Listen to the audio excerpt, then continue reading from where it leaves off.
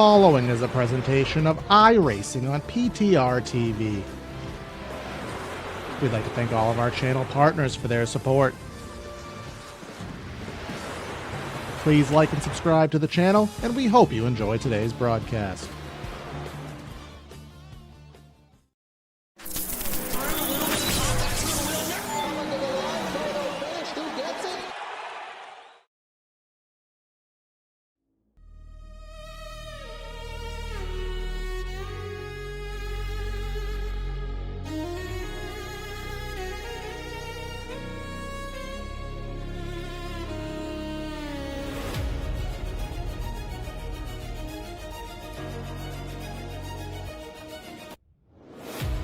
After the Memorial Day week off, we head to the track too tough to tame, the Lady in Black, the Darlington Raceway. 2.5 lanes of pavement at high speeds, keeping it off the wall, minimizing the stripes, and trying to survive and racing the track. That will be the name of the game here today for the Area Cup Series, brought to you by the Studio Temporary, as we have one of the longer races in the 2026 campaign, 200 laps around this famed egg-shaped oval. Welcome everybody to PTR TV, round number 9 of the Area Cup Series. Again, 200 laps around this racetrack, and it's certainly going to be a very difficult but entertaining night. Going to be myself, Corey Silva, in the booth and in the truck. Brad Dalton helping me out with the calls. Hunter is, we don't know where Hunter is, but we assume he's okay. There's a busy man at work, so Brad, Darlington, 200 laps, a very difficult night. Keeping this car off the wall for 200 laps is certainly going to be the number one goal of these drivers tonight. Yeah, good morning, good afternoon, good evening, everyone. As we get set up for things here, this is one of those where we see what happens and who earns their stripes. So we're not talking about earning the stripes of being a professional. We're talking about those infamous Darlington stripes that you get from this track. And it's going to be a case of, well, who does well, who doesn't do well, who can keep it together, because 200 laps, it's a good race length here, and, well, anything can happen. Absolutely anything can happen here, as we'll see again after 1 week off for the Memorial Day holiday. These drivers back at it here. Travis Beckner on the racetrack. Again, we are qualifying here, so we'll see where each of these drivers is on the pylon. Sebastian Marin, no surprise, top of the board here with 2 minutes left. Let's see what Beckner can do. Looks like he is on just a bonus lap here, but let's take a look at somebody else who is on the racetrack. Dylan Alt, who just hasn't had any luck this season. Started off very good at Daytona, but just hasn't had much luck to back that up since then. Where does he fall into the list right now? Well, he falls nowhere, because that lap 8 got to count.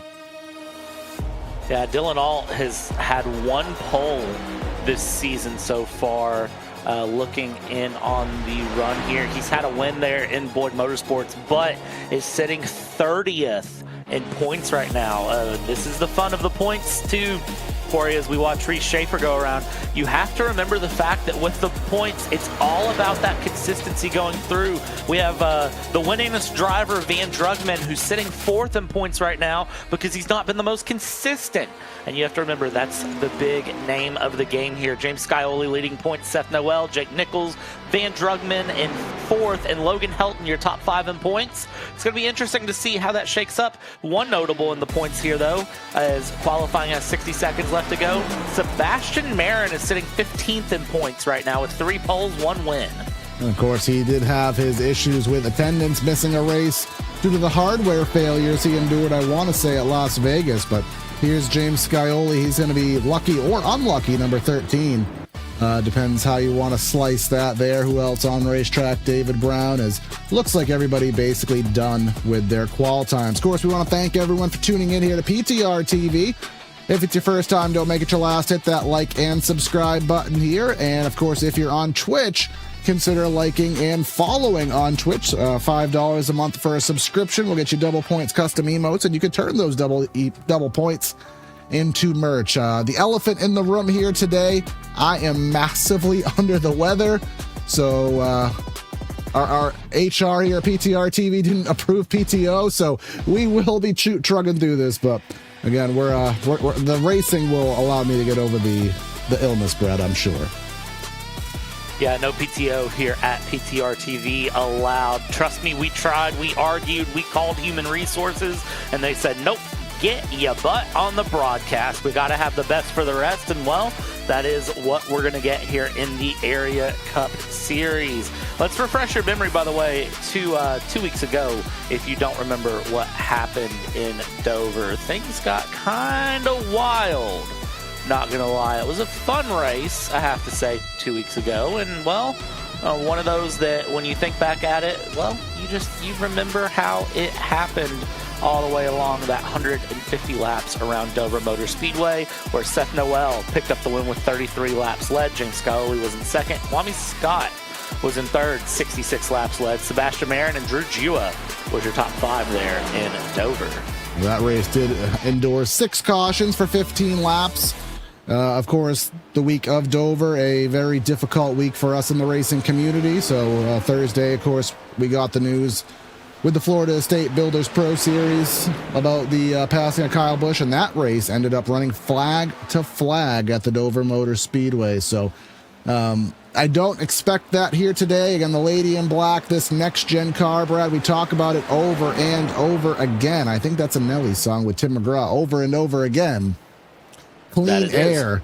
And obviously, you know, tracks like Michigan, tracks like Fontana, rest in peace, Charlotte, you can evade the dirty air, but we're going fast, but we don't have a lot of racetrack here to get yourself some downforce on the nose. You know, Mark Martin brought up a good point where dirty air has always existed. This is one of the things to really remember. Dirty air has always existed, regardless of what series you look at, what car. The difference is these cars are so sensitive to dirty air now because there's so much built into the aerodynamics to make such a difference. And that is really where these Cup cars tend to shine as warm-up's been cut short and we get ready to go down to the grid here and get ready for our starting lineup. And of course, we will be on the 750 low downforce package here, so that may help things out, but it'll be certainly a challenge. But let's go down for our Central Mobile Home starting lineup. Of course, if you're looking for a new home, shed, or Triple Crown trailer, look no further than Central Mobile Home, serving Florida customers for 30 years with a plethora of large and small home floor plan, shed design, and Triple Crown trailers available in LaBelle, Okeechobee, Clewiston, and Sebring. Head to centralmobilehomeinc.com. But let's head down for that starting lineup. Starting today's race off from the pinnacle position, it's going to be Sebastian Marin with Van Drugman trying to add to that win tally. He'll do it from the outside front row. Jake Nichols in third. Drew Jua, again, that heartbreak at Michigan still fresh in my mind. He's going to have a good spot in fourth. Reshaper in fifth. Jarrett Talmadge in sixth. Then we have Brent Pacari and the Moose, Patrick Moose in 8th. And rounding out our top 10, Jacob Harberts and Josh Caudell.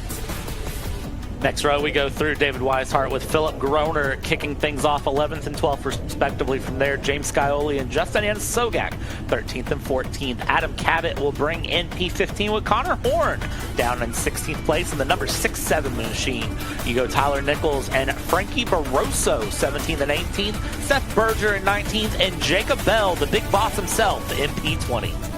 We'll go back to 21st. We'll find Hayden Swank with Logan Helton in the Kyle Busch M&M's ride. Of course, a lot of drivers doing the throwback schemes. You can see from this shot right there on Van Drugman as well. Travis Beckner in 23rd. Garrett Grant in 24th of the 37 cars strong. Jeremy Miller, Bryce Senesac. Then we have AJ Stravato, the aforementioned Dylan Alt, and Seth Noel, John Forbes. We'll let the rest of them scroll on by. Admin very busy. And we don't have any EOL list, so we imagine that there will be a little scramble towards the back of the field. Oh, I've got your EOL list. Oh, hot off the presses. It is going to be the number 3. It is going to be the 00 of Hayden Swank. The 3, of course, is Tyler Nichols. It is going to be the 5, and it is going to be the 16. The 5 being Garrett Grant, and the number 16, Rocky Boy the 3rd. That is your 4 EOLs here today. That is very small, but that's a good thing because that means the racing has been cleaner. Obviously, if we are running with only 4 EOLs. Let's take a look at the weather here today from virtual Darlington, brought to you by Blue Tip Pool Builders. 81 in the air, 89 track temp, about 6:45 virtual time, so we will end this under the Darlington lights. Minimal wind here, and of course, dry track conditions. Again, a 200-lap race, Brad. This is, again, the Southern 500 is 367, so we're doing about 250 some odd miles here. This is going to be an enduro, and I do believe Sebastian Marin doing missing man formation here for Kyle Busch.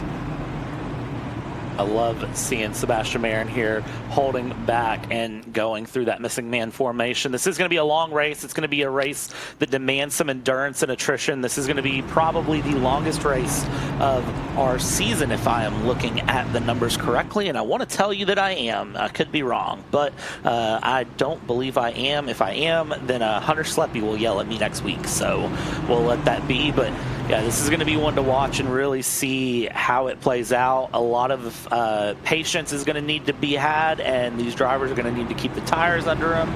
They're going to need to keep the cars put together, and when it's all said and done, only one person is going to come through on this track too tough to tame and actually manage to tame it. Absolutely. We did not also get any of the preemptive track conditions or weather conditions or anything of the sort. So, or we got the weather, but in terms of tire fall off, fuel distance, that's going to solely be on us to try and remember and figure out. So again, forgive us if we are perhaps a little off on that category. But we'll come through 3 and 4 here at the Darlington Raceway. And Sebastian Marin, Van Drugman on the front row. We have Nichols and Jua in row number 2. One of the harder turn lefts into pit lane on the service on the calendar here at Darlington. Pace car goes in. And let's get ready to go racing Darlington style. Barney has the flag in hand. Sebastian Marin will get on the loud pedal. And we're racing here at the Lady in Black. Good getaway there from Sebastian Marin into turn 1. Able to hold on early. Look at Jake Nichols already trying to put some pressure on Van Drugman. And one of the things you'll see here at Darlington, it's hold up to the high line as high as you dare to go. And you can see side by side there for a majority of the field, and they hold through. One of the things Van Drugman has said is that he wants to challenge Sebastian Marin and really try to bring it to him on track. We've seen him and Marin get close. We've not really seen them duel out yet. And well, we're not going to see it yet because it's already 0.3 of a second in the lead. Sebastian Marin here going into lap 2. Of course, the case here. So side by side off turn number 2. Very dangerous situation to be in. Pancari and Reese Schaefer battling there. I believe that was for 7th and 8th. Actually, perhaps that was Harvards and Schaefer. Pardon me, 7th and 8th there on the raceway.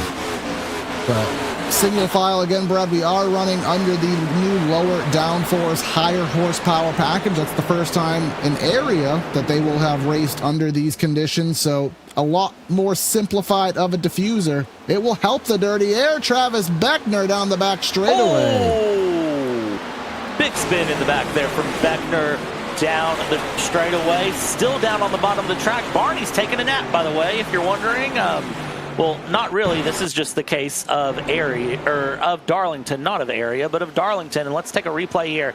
Oh, he got sent. I don't even know what to call that. That was Jeremy Miller. And again, Darlington, basically everything that is not racing surface does count as off track. So the top 3 lanes where they are running, if you wreck below that, that's basically going to allow you to carry on. So Travis Beckner will hope for a caution. Rocky Boyd 1 lap down. But other than that, lap 5. But as I was saying, Brad, the diffuser does minimize the dirty air effect comparative to years past, but it certainly does not make the problem go away. No, and it's, never going to make the problem go away. Dirty air is always going to be something that you have to deal with. There are different ways to minimize it, and this package can do well in doing that, but in the car you're still going to feel it. Especially these cup cars are more susceptible because there's more aerodynamics built in. It's not we're not driving F1 or Indy cars. We're driving stock cars still, but you definitely can feel where the air comes in compared to cars of years past. Or at least that's what I am told time and time again from the multitude of drivers that I've talked to. Absolutely. We have some good racing here outside of the top 10. David Weishart looking to the inside of the 35 of Punkari. Again, all the throwback paint schemes. Brad, I know you're not the NASCAR guy, so I will have to dig into the mental archives, and I'll be able to find most of them there. I believe that is a Brad Keselowski one. But up front, Sebastian Marin doing Sebastian Marin things. And again, you can see behind him, Van Drugman running that Kyle Busch throwback in the old M&M scheme. And in honor, as we did on last Thursday, let's do a silent lap 8.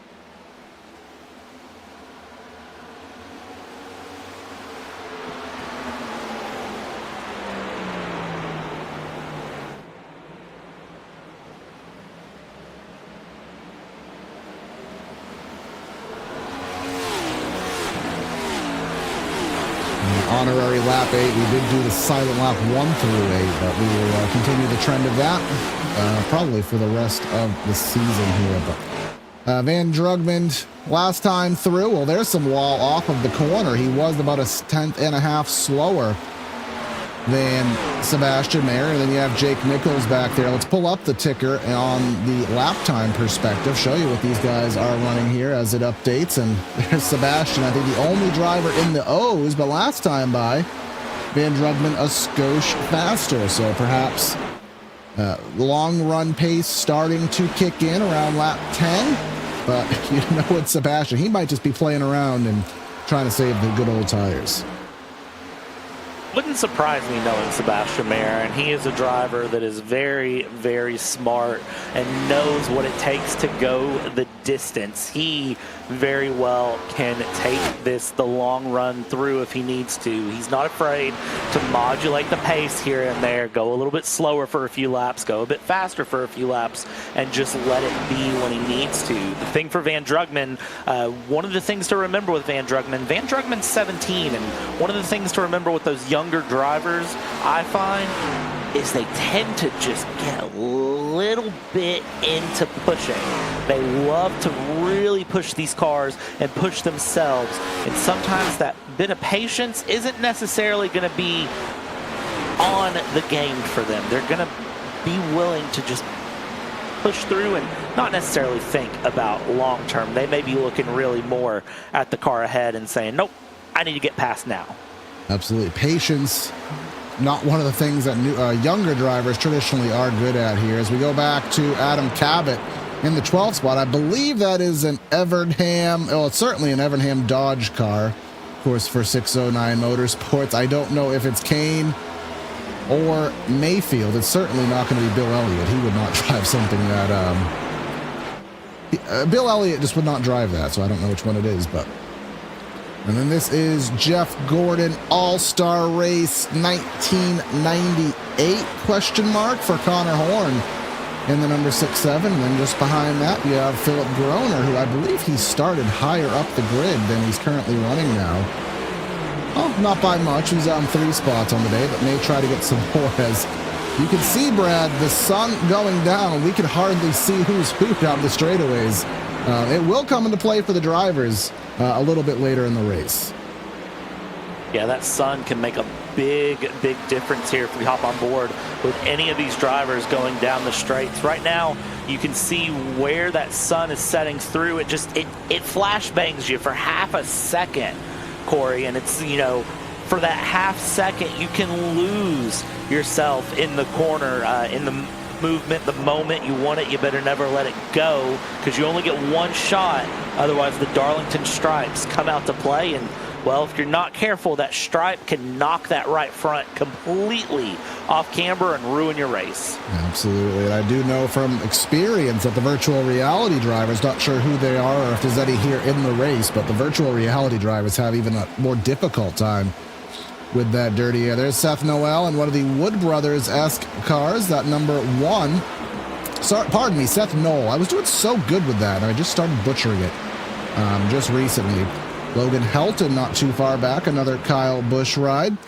Try to work on through. That's Seth Berger. Remember we did do the commemorative race at Indianapolis. The Dan Pete Fish, Seth Berger's friend there, that was fallen due to cancer. He is having a pretty decent run, 77 car in the 17th spot, looking to be 18th here. As there is Helton, and also there goes Dylan Alt.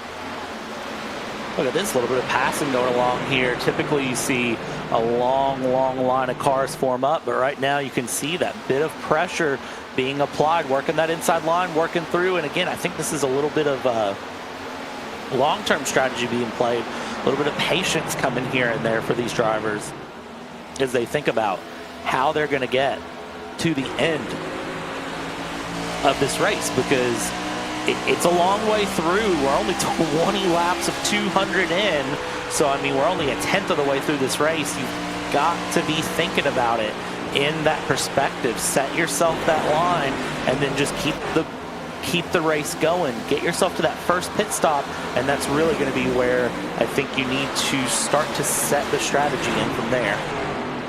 And Brad, I will confirm, I know you had kind of said with a little bit of a question mark that this is the longest race of the year, but I am just verifying on the schedule. It certainly is. The only other race that we have on the calendar that is 200 laps is Bristol.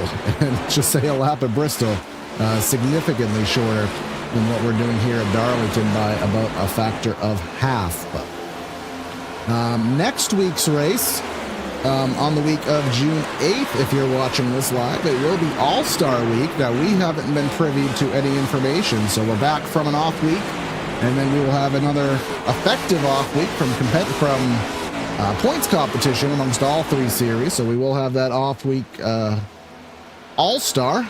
Don't know anything about it, but when we find out, well, it might be in the show. We'll find out together. But Brad, then looking up here as we lead ourselves into the chase here, after the All-Star, we dust off the time machine and head to the Daytona Road Course, which hasn't been used competitively for the NASCAR configuration since 2021. That is certainly going to be the wild card. So not a easy sequence of tracks leading up to the chase. I love it. I love the Daytona Road Course. Of course, you know me well enough to know what my love is, and a lot of mine is sports car racing. That's where I tend to put my bread and butter here on the channel. So no surprise that I am so excited to see these Cup cars rip and roar around the Daytona Road Course and really see how these drivers get along through these cars. I've been told that these cars can drive a lot like a GT3. So if you've been running your Mustang GT3s getting prepped for Le Mans, you might have a good time in these cars around the Daytona Road Course. Now, Brad, you are aware, because I know NASCAR is kind of on the newer end of the spectrum for you. You are aware we are running a variant of that road course, correct? Oh, I am. I'm aware. But still, it's fine. Yeah, the very awkward turn 4 oval chicane where you basically have to hit the brakes while driving up 33 degrees of banking, but they did not trust Cup brakes to be able to do turn 1 for a sustained period of time. Wanted to have slower speeds. They accomplished that, but again, that is in 2 weeks' time. But we have a lot of racing here to go. 23 laps. We have been fully green. Weishart and AJ Stravado. Stravado getting tight through 3 and 4, washing up the track. He will clear, though. That is for the 18th spot. But I don't want to create drama, but it is part of my job.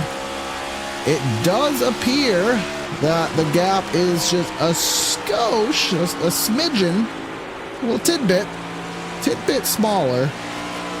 And just as I say that, I think Sebastian heard me and turned the wick up a little bit. I'm not surprised, honestly. Again, this is one of those that I think this is a cat and mouse game between these two. Marin and Van Drugman, they're playing the cat and mouse game. 25 laps in, push a little bit here, pull a little bit there, give a little bit of a challenge one way versus the other way, and just see how it plays out and really where it goes. And in the end, one of them will push things further than the other, and who is going to be able to hold out at the end is going to be the game to really see. I'm so excited to see these two up at the front. Of course, Sebastian Marin, just an absolute powerhouse in the iRacing series through, and Van Drugman, 17-year-old up and coming, one to really keep an eye on in the future years coming, and a driver that I definitely think you should keep an eye on here in iRacing. And you've got them separated by about half a second here around Darlington. Could be a good one. Absolutely. Here's we got some racing going on. Dylan Alt trying to work his way through the field. Again, he did not start favorably down there in 28th, has himself up to 16th. Again, with no assistance from the caution flag. And that takes me back. I don't remember if you were with me for that one, Brad. I don't think you were, but the Indianapolis race here in the Area Cup Series, we did run flag to flag as well, as Helton kissing the wall, as I think perhaps Forbes as well.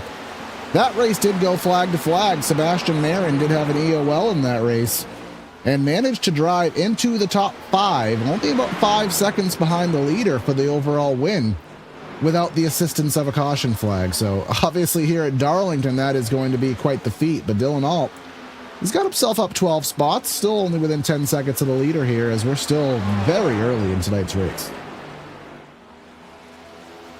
That's the thing, looking through the fun of the longest race of the season, is that, well, winning at laps ain't nothing. You know, we saw Travis Beckner spin earlier, and the thing to remember with that is the fact that Travis Beckner still has plenty of time to come back and figure it out.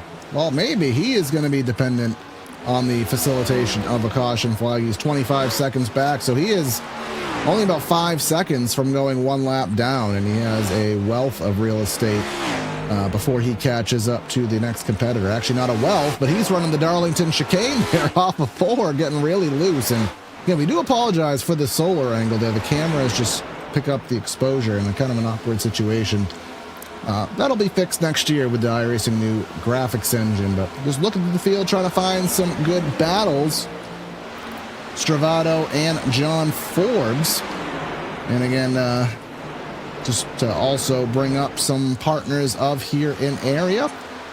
With the Rookie of the Year battle, you can check out rickshotsauce.com for some of the best hot sauces made in South Florida. Lokahatchee Classic, Golden Garlic, Palm Beach Pineapple, and South Beach Heat. And again, $100 going to the Rookie of the Year, sponsored by Rick's in this very Cup Series. So there's some rookie stripes there on Jacob Harbert's car, and he's had his fair share of solid runs this season as well.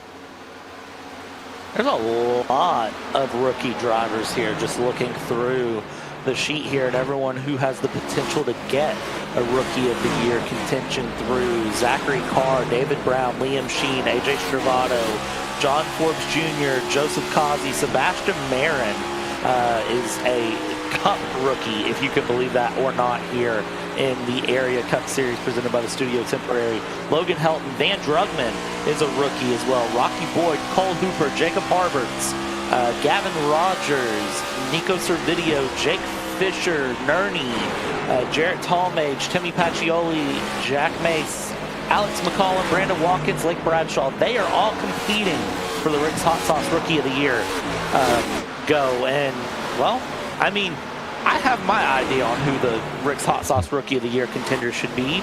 And, I mean, I'd put my FanDuel bets on that, but in case Sebastian has a hardware failure, I don't know if I'll get a refund on it. I don't know if you heard that story, Brad. Obviously, in the Cup race yesterday, I don't think it's a spoiler at this point. There was a 3-wide battle for the 5th position, and they had scored SVG in 7th. So if anybody put wagers on SVG getting a top 5, they weren't going to get paid out. But then NASCAR corrected the scoring and put him in 5th. But FanDuel said, no, whatever NASCAR called at the stripe, that's what your bets are based on. And wrong. Yeah, those people are out their money. So if you're in that category, go file a class action. I'd love to join and maybe get a $20 check in about 3 years. But that's why I don't condone sports betting. Mainly because I know I'd get addicted to it, so I just play nice.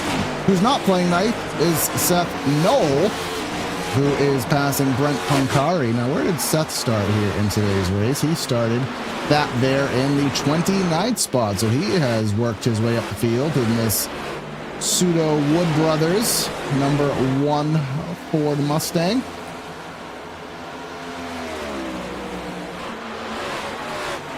It's interesting to see these drivers all work their way up and down the field here. Here we go. Battle for position just up ahead. Drivers working themselves through and trying to keep a challenge. It's the 45. Patrick Moose going through with James Scioli, who is trying to have a run in what looks like a Kyle Larson-esque inspired car, if I had to guess. I mean, I guess it really depends because, you know, it could be a Larson car. It also could be a Spire car. Of course, the number 7, run by a myriad of drivers. Of course, Kyle Busch in the Truck Series for his last win, but I can't think of who else runs it in the Nope Series, but Spire number 7 also. Of course, Kyle Larson as well. One of my biggest gripes, and it's not anything to do with the liveries, the paint schemes, the design teams. Liveries, I know. There's nothing that irks me, nothing more that grinds my gears than doing a spoof on a paint scheme and having the wrong manufacturer. See a Larson Ford just, I don't know, man.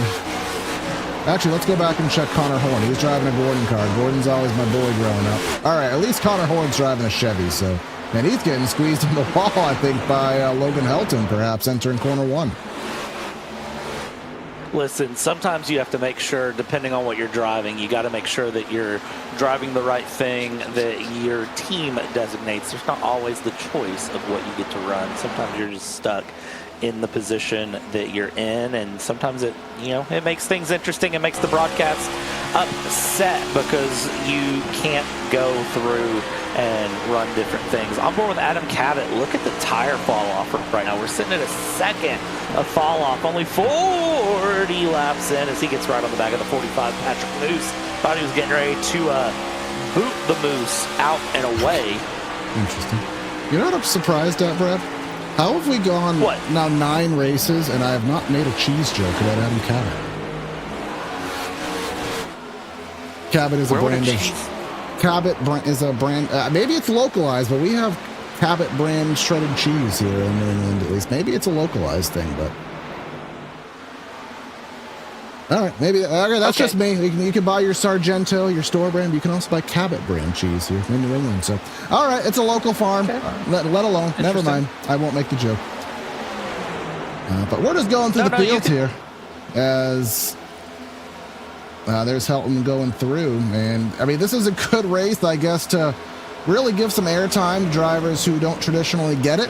Of course, I'll just follow up on the leader because, and I know you're a victim of this too, Brad, with your road racing. Sometimes when the leader is just stinking up the show, it's, you know, we don't want to discredit what the leader does, but it almost makes us forget about him because there's nothing really to show. But of course, Marin out there just holding a steady gap, 7/10 over Van Drugman, and Jake Nichols has fallen back about 4.5 seconds, quite the gap, second to third. I mean, realistically, this is exactly what Marin needs to do, though. Hold that gap about 1/2 second to 3/4 of a second. Let it fluctuate. Don't let Van Drugman get so close he gets into a draft. He gets any sort of thought of getting close to you, but don't pull off so far away that you kind of put yourself in a bad position later. You overcook the tires, you outdrive yourself, whatever it may be. Just settle in right there where you're at and let everything flow how it may. Move down the inside here from the number 1, Adam Cabot getting, or sorry, Seth Noel getting past Patrick Moose there. Adam Cabot's already stone through clear. No, we were doing so good. I know you're more inconsistent this series, Brad, but I was doing so good saying Seth Noel. I butchered it all last season. But I, especially with the drivers up front, I do want to make sure that names I talk about frequently we do get on the correct pronunciation side. Josh Caudell, the 13. I haven't really talked about him here today, but he is solidly in the top 10. And he is 20th in the points. He lost 5 positions in the points after last week's race.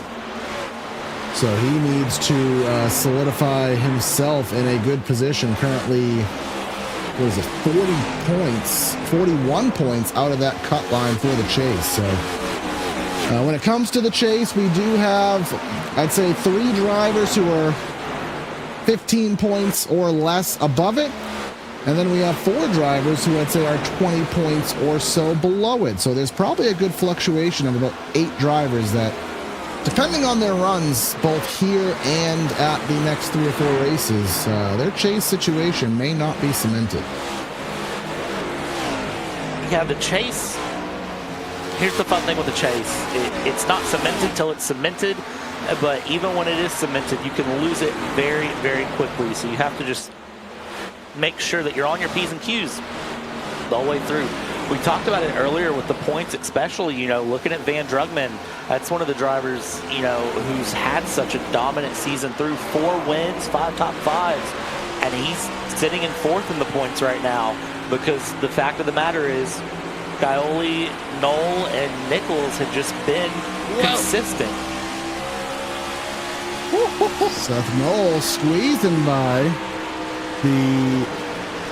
is that Adam Cabot? And I will say, our boy Zach Nerney, he is backing me up and saying that Cabot cheese is sold at major grocery chains and retailers, Food Lion, Kroger, Target, Publix, Walmart. So it just shows you don't buy a lot of cheese, or perhaps you just buy the store brand. But Cabot is a nationwide brand. Listen, I know what I buy every time I go in. Actually, I don't even go in anymore, to be honest. I do a lot of getting my groceries delivered, which I have a gripe on that. That's a whole other story. Yeah, I do Kraft American Squares and then taco blend cheese. If I do shredded, it's always the taco blend. My wife actually, I bought my wife that TikTok cheese shredder off the TikTok shop 2 years ago. Works fabulously. We buy ourselves a block of cheese, fresh shredded cheese. It actually does melt way better, especially on Taco Tuesday. So you got to put the investment in the work in, but a little bit of work can lead to positive results, which is now a 1-second lead. And now we brought up the lap time differential, the fall off with a few drivers, but let's bring it up with the guy who is just in cruise control right now. And that is 1.2 seconds. I'm going to have to use my brain, which is both a good thing and a bad thing. We're 50 laps in, Brad, so a 200-lap race, I guess theoretically you could just put it into even quarters by pitting right now. I would say probably 70-something laps would probably be the fuel run maximum. But we do actually have some pit stops right now. Travis Beckner in, Jacob Bell in, Rocky Boyd. Frankie Barroso has already made a pit stop. And as I said, Brad, this is the hardest pit lane to get onto. We saw a lot of drivers struggle at Nashville in the real world, but Darlington, almost a blind entry coming off the flat. So hopefully these drivers practice that green flag stop. That's the one thing I always preach week after week is practice your green flag stops and make sure that you know when you get into a green flag stop what you're doing, because it is so easy to ruin your race from the error of a green flag stop. I'll say it the nice way. So one of the things that these drivers really, really have to make sure that they've done is prep their way through for a green flag stop. And, well, it's very quick to show who has and who hasn't, and just who does things right, who does things wrong. I don't think I've ever covered a Darlington race, and I've been doing this for a long time, of course, since 2017 here on PTR TV. I don't think I've ever covered a race at Darlington where nobody screwed up a green flag cycle. It's almost inevitable somebody will miss it here. And someone who's getting a lot of TV time is James Scioli, 7th car in the 7th spot, diving to the bottom. In the real world, you can run down there on the flat kind of as a 4th lane below that hash mark. Doesn't work too well in the sim, but he did do a Darlington diver, and he'll clear Talmadge in the 07. Just ahead of that, you have Jacob Harberts making some headway, closing in on the Publix car, where you can buy your Cabot cheese, of Drew Jua. And I think David Weishart may have just made a pit stop exiting on the racetrack now. That I believe he did here. Oh, yeah, Superman mode. Look at him go. Yeah. Look at this. Helton, So amazing to see the difference in tires. Helton and the Moose battling here. And I'm not sure who the passer or the passee was, but it does appear Helton will get the run. Something we haven't had to talk about, Brad, that I usually always talk about here in our Darlington races is Darlington etiquette. You know, back in the day, because I'm an old fat, as somebody lighting the tires up here, that's Hayden Swank. Let me just validate. Was that him? It was. So it worked, so we can't say it's what not to do, but here is the high-risk pit entry. That's going to be a penalty. He missed the cone, so he should have stayed out and just took the L. He's going to get penalized for an unsafe pit entry. I am 97% sure. But to finish my point, Darlington etiquette. Back in the 90s, you know, you didn't run side by side into turn 1. Now they do. You didn't run side by side off of turn 2. Now they do. And there was just certain times where you let someone go, more so for survival's sake. So. Kind of just saw a little bit of that coming into play here, but these drivers are so spread out, we really haven't had to push that etiquette too far. Yeah, that we haven't. And whenever you don't have to push the etiquette too far, it's always very, very nice to see, we have to be honest. It is very, very good to see how the drivers handle things through, where that etiquette hits, and, well, to see that Jarrett Talmage forgot to fill out the spreadsheet. It's always, you know, I kind of remember in the back of my head, as opposed to the front of my head, or wherever else you remember stuff, who didn't fill it out and tried not to pull them up, but a little bit of time, so it fell off. But Seth Noel, again, I know he already pulled up where he started, but I already forgot, so I got to do it again. 29th to 7th, and he is running laps that match Sebastian Marin, or very close to it. Marin had a 666 last time by. The 66 just ran a 36.66, go figure. But Noel not too far back, and he was in traffic. So if Seth Noel can get maybe a caution flag and get a few extra positions, he may be one of the Lone Rangers that can compete with that 66. Definitely possible, and, you know, here's the cheese. There's still plenty of... Oh, let's see how this one goes. That looks fast on entry. Now, it was put into the iRacing dev blog that upon the next build, which will be next week as a matter of fact, that they are going to be tightening up the pit road speed limit rules. So I don't know if that might pass this week. I don't know if it'll pass next week. So, but starting to have pit stops here at lap number 60. And then just, of course, to bring up other partners here with the league. I usually bring up Michael Curhan for this one, but I don't think he's here today. If he is, we didn't see him. But again, oh no, he is here. He's in 16. I actually have him on the screen, and I couldn't find him. That just shows how under the weather I am. But look at that spiffy hat that Curhan has. If you want that hat or other area merch, you can head to shop.areairacing.com for high-quality merch at low prices. Check out a brand new selection of t-shirts, hats, Adidas clothing, and other accessories. Easy to shop, quicker to ship, better to wear at shop.areairacing.com. And you can be like Mike.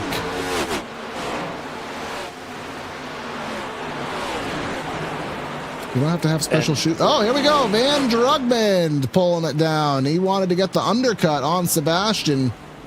I mean, it'll gain him a second, but I will bet, not on FanDuels.com, but I will make a massive bet that Sebastian's going to pull it in the pits this time by to try to minimize any undercut that Van Drugman can accomplish.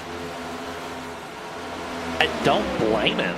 That's, you know, one of the things I will say is I don't blame him in that decision at all if he is looking to do that. So, because you've got to make sure that you have everything together and ready to go. And, well, I would say that's a pretty cautious entry. Yeah, I think that was safe. He could spare it, though. He had the lead, so why not? Yeah, no sense in doing anything unnecessary. But this is going to be one of the riskier times in the race. Of course, we have been green all 64 laps thus far. We had one scare of a caution with Travis Beckner on the opening few laps, but it was well off the racing surface, did not constitute a yellow. But we're going to have the comers and goers effect, Brad. About a second and a half of speed differential between the new tires, passing the guys who have yet to pit. And at a narrow track, this could be the first caution of the race. And if you are not complete with your cycle and you're stuck, a lap down when the caution comes out, we've seen it trap many drivers this season. That we have. It is just the nature of how things go. And well, when that happens, it's heartbreaking. Like, that is, I hate to say it, there's not a better way to phrase it, but it can be heartbreaking and just frustrating, and there's nothing you can do about it in that regard except for just leave it be and kind of just, you have to accept it for what it is. It's, it's frustrating, but it's the nature of racing, and you just, nothing else we can do. 73 in here now, and I would love to say I could do a Ward Burton accent because I know that's what this car is, but I could hardly do a Bostonian accent, and I live in Massachusetts. I am not going to try to do a Ward Burton accent. Oh, this is where we need dirt, but the dirt usually covers the Tuesday races. Of course, repping the cat car for Jake Nichols, but Scioli still on the track, and as we hit lap number 6, 7, and we'll just refresh the stints here so you can see once they update where your favorite drivers may be in their cycle, and you can see at least 13, 15 drivers or so yet to make their initial stop. Kind of impressive to see over all of these different drivers that have yet to make their stop and are just continuing to run through. I really thought a lot more of these drivers would be in by now, especially once the leaders started to kick their way in. I really thought I would see a lot of people follow suit, but it goes to show just what variants of strategy all of these drivers are deciding to run. And well, it goes to show that, strategy can be king at the end of the day if you play your cards right. Now let's go back to the front of the pack and see where the differential is going to be as Harbert's coming in along with Jarrett Talmadge. Let's see where the differentiation is between Marin and Van Drugband. It is not too far. Let's see here. About 1.5 seconds. It's not the car directly in the front shot. You can see the purple car in the middle of 3 and 4. So that will be our difference, and that's not too far away from what the difference was prior to the pit cycle here as Dylan Alt peeling on him. Seth Knoll.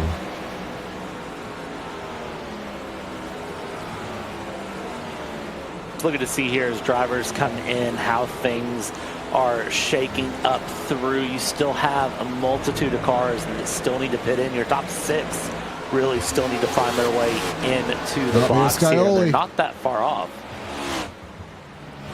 A smooth entry from Scioli. Now, again, it just kind of makes you wonder what the long play is here, because obviously we are leaning heavily towards this having a full green flag perspective. So if you pit now, lap 70, I guess you pit around maybe 130 to 140, and you do a 2-stop race. But then you have drivers such as, Marin, who pitted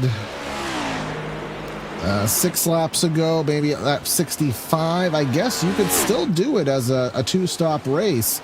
It's just going to be a matter of how long do you stretch the tires for. I think tires, I don't know what the best option is for stretching tires out. You definitely have to be willing to run those out for some time, though, which is, you're asking for a lot in that situation. But drivers will do a lot of crazy things if they think it gives them the chance to get a win. So you just sort of have to sit back and wait and see where it plays out, because drivers will do a lot of crazy things. As I said, if they think it will net them a win through, they will continue to run it along and just let it be. Absolutely. Now, we didn't fully, I'm assuming that was a wiggle, or is that prep for a pit stop by Jua? I think it's a little bit of A and a little bit of B. Indeed the case here. Peeling off the banking. You can kind of use that yellow line as your reference. And that was a good solid entry. Really only one faux pas on that. I think that was Hayden Swank. And Hayden Swank I believe it was him. He is now out of the race. Just took it behind the wall. I don't know if that was instigated by that black flag or if other circumstances happened, but that is the case here.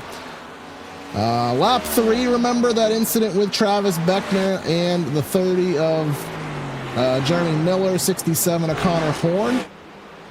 Quote-unquote suspicious activity that needs further investigation, so we don't know what's happening there. Or do we? No, plus two incident points going to the 28 and the 30. And then on lap 6, 2 incident points going to this driver of John Forbes, but I don't think we caught what happened there, but still a couple incidents here as Punkari damaging the car. He is the leader at present, though. Not for much longer. Yeah, we did not catch what happened there, so interesting to see. You know, even though this race has seemed sort of, you know, polite so far, race control's still definitely busy and keeping things going along, which is always exciting to watch and see how race control handles these races, especially when it's times like this where we're sort of just like, all right, full green flag run. It's a reminder that there's still plenty of things going on in the background that we may not necessarily be 100% privy to. It's not always a night off just because the race is clean and green. Stuff is happening all around this 1 1/3 mile egg-shaped oval. Again, talking about some of our partners here with Area Blue Tip Pool Builders. There's Ryan Swan in the 30th position. You can bring your backyard to life this summer with Blue Tip Pools. They can customize your pool to your aesthetic with their skilled craftsmen and their cutting-edge tech. If you don't have space for a pool, they can do dynamic lounging, outdoor spaces, outdoor kitchens, and make your space come to life. Head to bluetippools.com. Struggling to make the pass there. Swan is, I believe, who is that in front of him? That's the 33 of AJ Stravato. That is not for position. Christian DeBoer in the pits.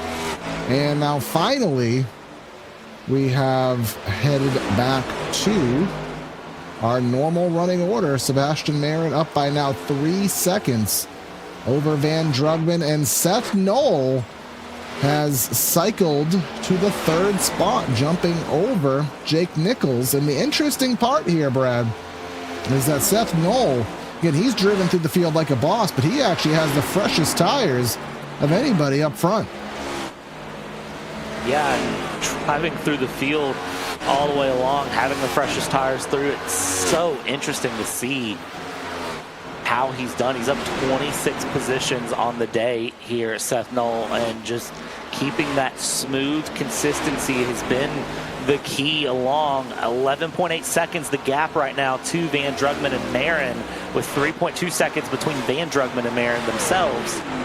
But plenty of time to still close things up, and if he can do so, I think it'll put him in a wonderful position to try to push a little bit further. Absolutely, and while our cycle has completed, to be as good a time as ever to go take a little break here, enjoy our random autocross clips, copyright-free racing footage as we go side by side. We'll be back with you in a few minutes.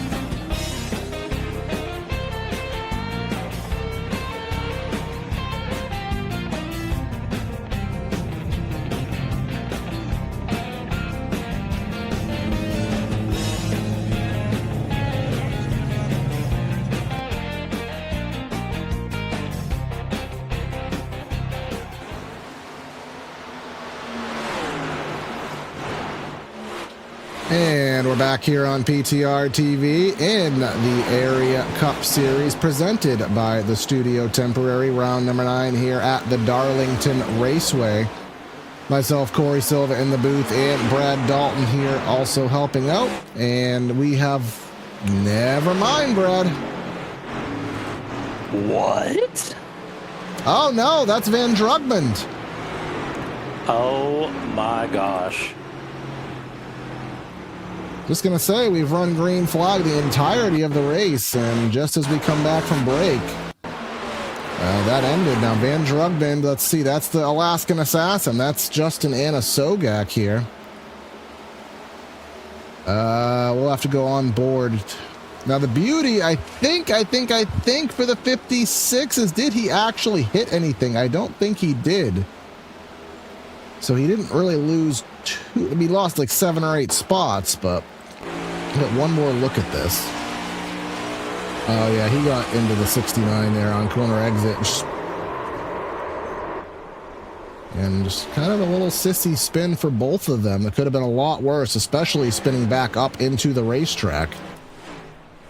But if there's one good thing there in that situation, Brad, it's be predictable. And he stayed put so that people knew where he was or was not going. But anywho, absolutely. Luke Bryan kicking the dust up here as everybody coming back to pit road for another set of tires. And everybody coming through, those fresh tires are going to make such a big difference here for the drivers, which is going to be very important for them here today. Look at that gap that Sebastian Barron has. He could literally take 4 tires, probably fix 20 seconds of damage, and still exit the pits first. That's how big of a lead he has, especially with Van Drugman now being taken out of second. But this will put Seth Knoll, in a super favorable position.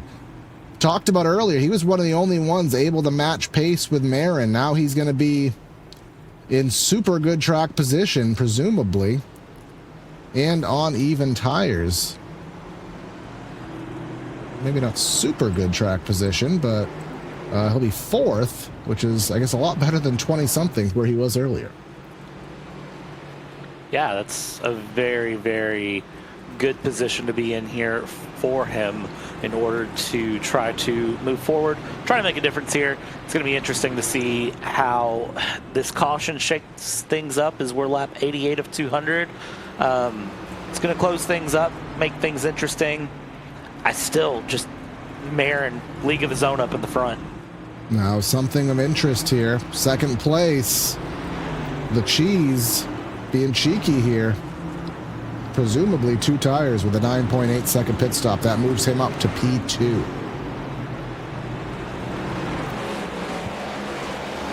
So we'll see how that fires off as some wave rounds going by here. Ryan Swan, Tyler Nichols, the boss man Jacob Bell, Anna Sogak. He was just in that. All these drivers getting a lap back, Brad, but they're going to be, at least 10, 15, 20 laps into their stint, hoping for another caution to where they can reset. Yeah, and I mean, there's a saying that comes to mind right now, Corey, and I almost don't want to say it out loud because I don't want to put this into reality, but there is a saying that goes into that you and me know so well. Are the acronyms of it YBY? Yes, or CBC. All right, yeah, fair enough. But the pace truck will pull the hard left into the pits. Cabot on the 2 tires to the outside of our race leader, Sebastian Marin, who has not put a foot astray here today. All but the perfect race. But we're still not even halfway. On the loud pedal, taking lap number 90. Whole shot going to the 66.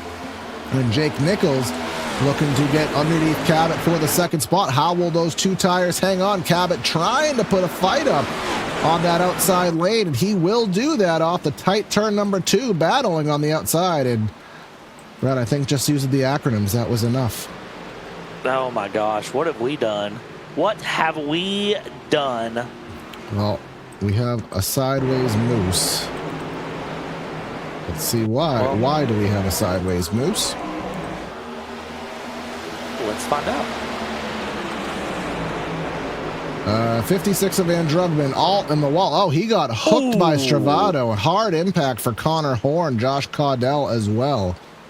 We'll get one more look at that, because there was kind of a good stack up just in front of Moose here. You can see, oh yeah, the tall match into alt shoved him into the wall.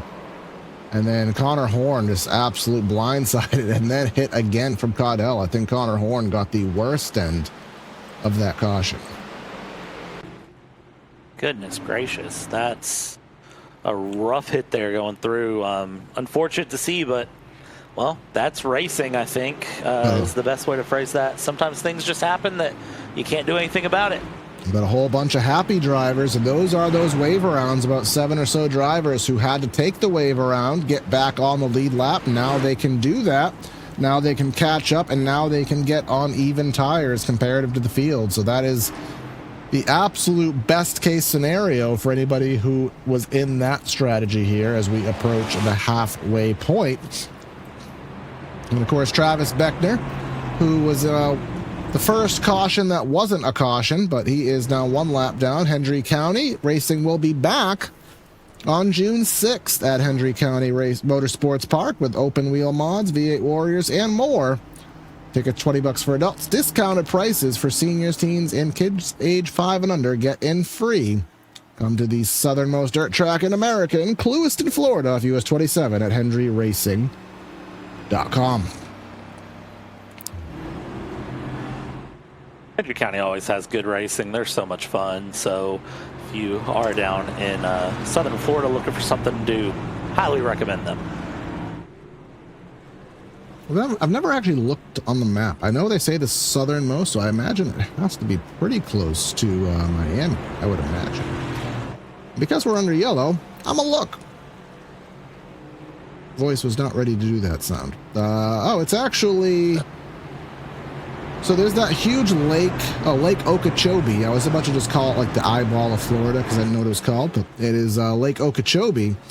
It's on the southwestern side of Lake Okeechobee. I'm actually shocked that's the southernmost dirt track. There's a lot of space down there. I'm shocked there's nothing in Miami, but evidently not. So that's where Clewiston is in case you needed to pass a geography test. Say that you got the answer from me, but we are on 1 to green.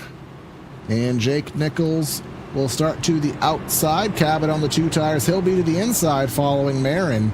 And again, Seth Knoll, who is the one that I am most looking at here on the second half of this race outside of row 2.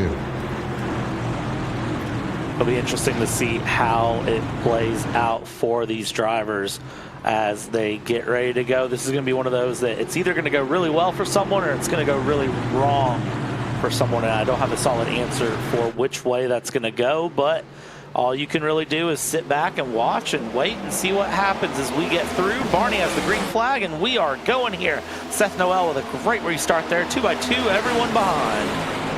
They try to funnel out. We didn't get going last time by, but will we get ourselves situated back through and get ourselves a solid run up front? Anyways, we've largely sorted out, but here's Knoll underneath Cabot. Again, Cabot on 2 tires. Does a Darlington diver. Trying to slide up and clear. He will. Knoll up to P3. With James Scioli next there trying to make something happen. He's looking. Will he dive it on in there? He will. Again, that's not normal Darlington etiquette. But he's going to try to make it happen, and hopefully they can manage to squeeze it off a 2.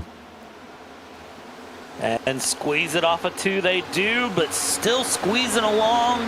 Nonetheless, almost going 3 wide for a second, but opting to not do such a thing, thankfully, because I think that would not have ended well for anyone up here in the front. They get into a single file go, and it looks like right now Jacob Harberts was sitting for a split second off to the side, but now goes back into line as well, and well, everyone trying to play pretty here for a little bit. In line here, this is where the dirty air is probably the worst, but many drivers struggling with that turn 2 wall. That purple car looking to the inside, that's Jarrett Tallmadge for the 9th spot underneath Logan Helton in the M&M's Camry. The Joe Camry, as it may be, to the outside, and that battle will cease, but I guess here is what we're looking for. It was Van Drugman second for the vast majority of the race. Now it's Jake Nichols in second, and he is still within 2/10. But that's not what Marin did. Marin didn't just shoot out to a lead. He extended it very slowly. Half a tenth here, half a tenth there, and then it just slowly built up to about 2 seconds. But we'll see if perhaps as the rubber's going down here, as the track temp changing here at Darlington, as the lights will inevitably come on pretty soon, if that will maybe affect Marin's car at all. It might not. It's very much a case of 50-50, I have to say, for if it's going to affect him, how it'll affect him, if anything will affect him in the long run here as this evening pushes its way through and we hit officially half race distance, 100 laps up, 100 laps down, and that is impressive to say at this point, considering we just crossed the 10 o'clock hour. You're a lap ahead of me? Probably, yeah. All right, I just made sure I wasn't on replay mode because now I have 99. Now we're headed to lap 100, so, well, I can't say I've called a white flag call wrong in my life, so, because I have. But Jake Nichols not letting go of Marin. And again, this is obviously harder for Nichols because he has to drive through the dirty air, which is further going to abuse those Goodyear Eagles. And the long run pace would certainly go to Marin's benefit. But here in 3 and 4, you can see Marin wrapping that hash mark and Nichols trying to run a higher lane, trying to get in that clean air. But something we're already noticing, Brad, look here through 1 and 2. We are still bright sunshine, maximum track temp. But you can see the sun going down over the grandstands. 3 and 4 largely in shade, and that will give more grip on that end of the raceway. Yeah, that extra grip is going to make such a big difference as well. It's going to be a weird feeling in the car, honestly, when you're going through and you hit one side of the track and, well, the turn reacts one way, and then you get to the other side of the track and it reacts the other way, but you're expecting it to react the way it just did on the other side of the track. It takes a lot to really get used to that as you go through the long runs of this race. Again, you hit the way through and you're really expecting it to always be the same, but you've got to adapt because as we go, this race changes, this track changes, and things will just feel different. Absolutely, as we are now past halfway, and let's just follow up on our blue tip weather. 78. So the track temp has, I think, gone up, but the air temp gone down. But 741, we are racing off of the actual June 1st race date here as Van Druggen into the wall. So I don't know what sunset is in Darlington in June, but I would imagine it's going to be within about a half hour. So we will, as we estimate 48 minutes of racing left, we will be under the lights. I'm 97% positive. And that will, again, further raise those lap times as this race carries on. But looks as though Nichols, he stayed true about 2/10, got it into the 1/10 bracket for about a lap or two. But this is what I talked about. Marin doesn't just zoom out into no man's land. He just, each lap, just a skosh faster. And you can tell the lead did peak at about half a second for a brief moment. And that brief moment of seeing things go through, I don't want to call it a false confidence, but it's a confidence. Whenever you're in that position, you can start to see that go through. It gives you a little bit of just ooh, here we go. We're seeing the opportunity, but then you have to remember it's Sebastian Marin. I don't know what I just said. I don't know what I did. I think I added there we extra, go. I think That's I what I added did. an extra Thank you. We want to thank our YouTube chat. And we have 2 people thinking that Rocky Boyd is going to be victorious here at the Darlington Raceway. Rocky Boyd currently running in the 21st position on the lead lap. Technically up 12 positions here on the day. So, the Rocky Boyd fans, again, as we joke about FanDuel's bets, that'd be a long shot, but it'd pay pretty nicely if it was to come to fruition. Here's a good battle going on. That's Stravato tried to dive underneath Michael Curhan there, but that battle was not meant to be. And huge contact from Van Drugman off of the corner. Sometimes it ends up being net code. You know, the simulator kind of estimates that there was wall contact, but you can tell. Certainly, there's certain impacts that there's no ifs, ands, or buts. Like that was one of them. Van Drugman smacked that wall. Every once in a while, you see those big hits, and when you see them, you feel them, and you just have to wonder how the driver handles that through. If you're not careful, and if the impact is a little bit too much, too hard, too far, too fast. That's another one. I mean, yeah, I know we talk about getting your Darlington stripes, but doggone, some of these drivers take that a bit too literally every once in a while. That was Jarrett Tallmadge getting himself one, and I mean, that car looks okay. Oh, it's a little scuffed up, which you'd expect it to be, but you're trying to recover from that issue with the slower car of Justin Anasogak, it was, that brought out our first caution around lap number 85. Now, I will say I'm keeping an eye on the gap up front, and there are laps it does go down very briefly into the 0.2 of a second bracket. Then it goes up to about a half second, so there's a big ebb and flow here. But I guess the important thing is that Jake isn't letting him breathe. He still has to pay attention. He still has to be on his game, does Marin, which hasn't been something he's really had to say all night up to this point. Yeah, and caution. Seeing Marin, I believe it's Christian DeBoer. So we will try to lost it off of 4 all by his lonesome, and it was that right-hand hook onto the racing surface that Barney can't hide from Barney when you're right in his perspective. Yep, that is Barney being extra picky. Sometimes Barney falls asleep at Darlington, and sometimes Barney will see something for a millisecond and decide that it is a bit too much. So in that situation, 'twas the latter. Now this is not a surefire decision to make. So most drivers have taken 2 sets of tires. So that means they have 2 more sets. So pitting now, that means you lose a strategy set because you will need 1 more stop for fuel. So it's always kind of fun and nice to have that strategy set, as we call it.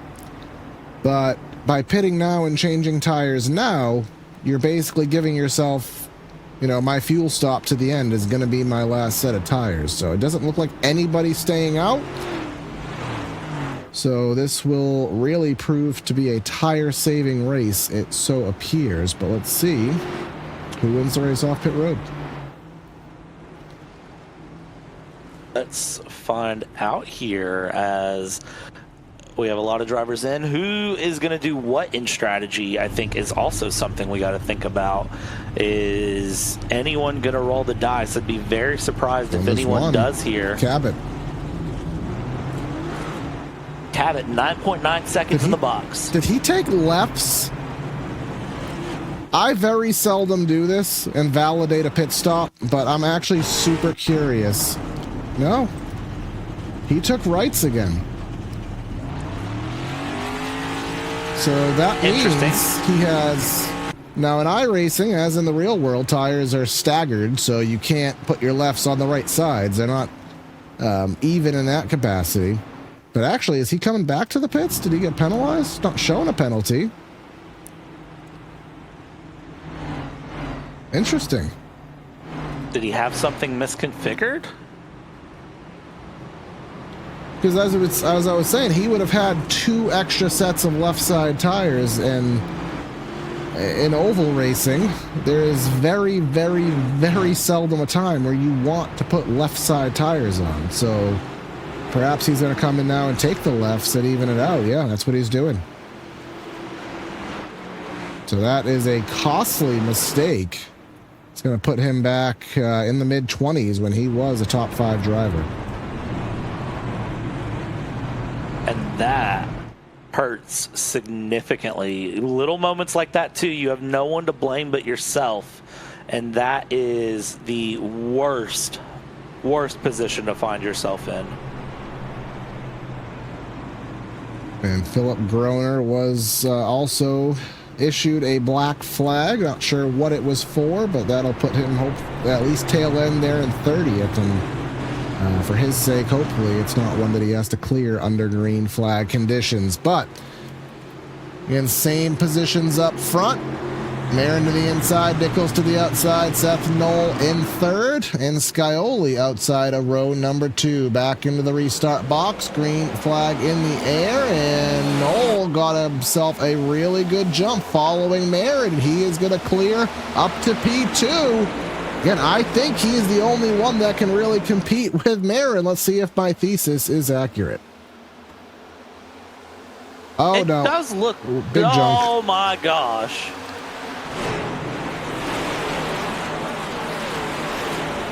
Did they save it somehow? We're still green. For now, at least. Somehow they saved that. I have no idea. There's David Brown back of the shot there. And yeah, somehow, again, just the way that Barney calls it here at Darlington, he let him play, so we stay under green flag. But here we go. Seth Knoll looking to the outside, trying to cut to the bottom and get a good run off of 4. And he will do a decent job at that goal. Of course, Jake Nichols wasn't falling too far back either, so we know he has speed. And now Jacob Harbert's in the 80 car. The Sim Motion Camaro, highest he's been on the day. And then look at that 70 of John Forbes. Haven't talked about him really at all. He's now in the top 5 in the 70. Heading up into the top 5 for John Forbes Jr. Good position to find himself in here on the season as we're down into approaching 80 laps to go. Sunsetting. Darlington proving challenging, and well, the single file run here, everyone trying to avoid getting their stripes, but well, what do we see here? A lot of drivers bumping the wheel on the exit of 2 and back in the back. A lot of drivers getting wiggly, going all the way down to the bottom on the back stretch. Yeah, seeing some of that Darlington chicane. That's what I like to say whenever someone gets loose off a corner and just goes super low in the straightaways. I kind of joke that they're running the oval chicane there, but all jokes aside, good saving, keeping those cars in one piece. But Knoll doing a good job there. May have kissed the wall, may have been just connectivity, not quite sure. But again, this is the difference. Marin, again, going right down to the bottom of the track. Knoll trying to get that clean air of the nose up top. But here is what is interesting, Brad, about track temp. Marin just clutched it. Yep. So, but what I was saying was I got starkly surprised is when the track cools down, a lot of times you lose your multi-groove ability because now there'll be more grip to where the geometrically shorter line, just there's no reason not to run it. So that may make passing a little bit more difficult. As if passing wasn't already proving to be somewhat difficult. Here's John Forbes Jr. wants to make a liar out of me with that statement there. John Forbes Jr. down the inside to find 4th place here and move forward. And we'll see, can Jacob Harberts get a pass back here to the inside and return the favors. Going to go low. Squeeze, squeeze, squeeze a bit more here. It's like we're making orange juice or lemonade, I guess, depending on what you prefer to squeeze through. Side by side down the front stretch. And yes, we are at Darlington. They're racing hard. Oh, bit of contact. I was actually going to go with jelly personally because I usually use the squeeze jelly containers there. But yes, a lot of squeeze play nonetheless. But Forbes still in the 5th spot through all of that hoopla. A little bit further back, David Weishart and Michael Curhan. This is just outside the top 10, 11th and 12th. Jarrett Talmadge in that purple car last in the top 10 in that 07. So we are 122 laps into our race. And of course, actually, oh, I've covered all the bases here today. So I don't have to do any more ad reads. I read them all. So But it's been a great race. We'll save on our race recap till later just to see if there's anything worth guessing about. But Seth Knoll driving right to the rear decklet of Sebastian Marin. First genuine challenge for the lead all night. Crazy to see this challenge continuing its way forward, and the fact that we're into the first challenge of the night tells me that there is a chink in the armor here of Sebastian Marin. It's the first time we're really seeing the pressure build, but here's the thing. Again, this could all just be a big facade. This could be just Sebastian Marin playing the game and saying, you know what, guys, go ahead, get a little bit closer to me. I'm just saving a little bit. Y'all want to get this close? You want to run forward and run your things out? Let's do it. Let's have fun with it. And then, well, it's all going to be all for moot. Well, we saw and heard Sebastian clutching here. Now I'm on board here. There's that sun we were talking about there as nighttime does approach here at Darlington, but no saving being done by Jake Nichols. And mathematics to the end. We are 75, 76 laps to go. That would be an 88-lap run to the checkers, if that is indeed what the plan is here, as we do have some massive hodgepodging here. That's Van Drugman, who's still trying to recover. Jacob Harberts, I'm not sure what happened to him, if he made some wall contact there, but he's all the way down to the flat, bleeding positions. Dial up an instant replay here, and let's take a look at how this happened. There is Helton all the way down to the bottom. Here's Van Drugman's contact there to the left rear. Did that contact from the left rear break that car? That would be very strange, but he's in the pits. Will be interesting to see. Again, we know admin is still on call here, even though the racing has been largely green. It'd be interesting to see if anything comes from that, but very strange for that to be a race-changing incident. But dare I say up front, as I lose my voice, which I'm shocked it's been holding through as well as it has, but dare I say up front, it seems almost like Sebastian Marin's holding the field up. But I mean, if he still is saving, I guess that makes a lot of sense. Yeah, I think Sebastian Marin is really just kind of playing funny business at this point and just doing some saving, holding on a bit, and just really letting this race come to him as opposed to him challenging through. The tire wear making such a big difference in the run that I think he is just really trying to make sure that he saves as much in the tires as he can. So at the end of the race, he's got it all there for him. And I don't envy that position of even trying to save, just knowing what you have to do in a next-gen car, as sensitive as they are to drive, with the downshifting that we're doing, with a track that is 100% on alert. You really don't get much of a break here down the straightaways. To downshift, keep it off the wall, hit your corners, hit your apexes, not lose the lead, and then also try clutching it in without throwing the car off to save fuel. That is a busy, busy workload.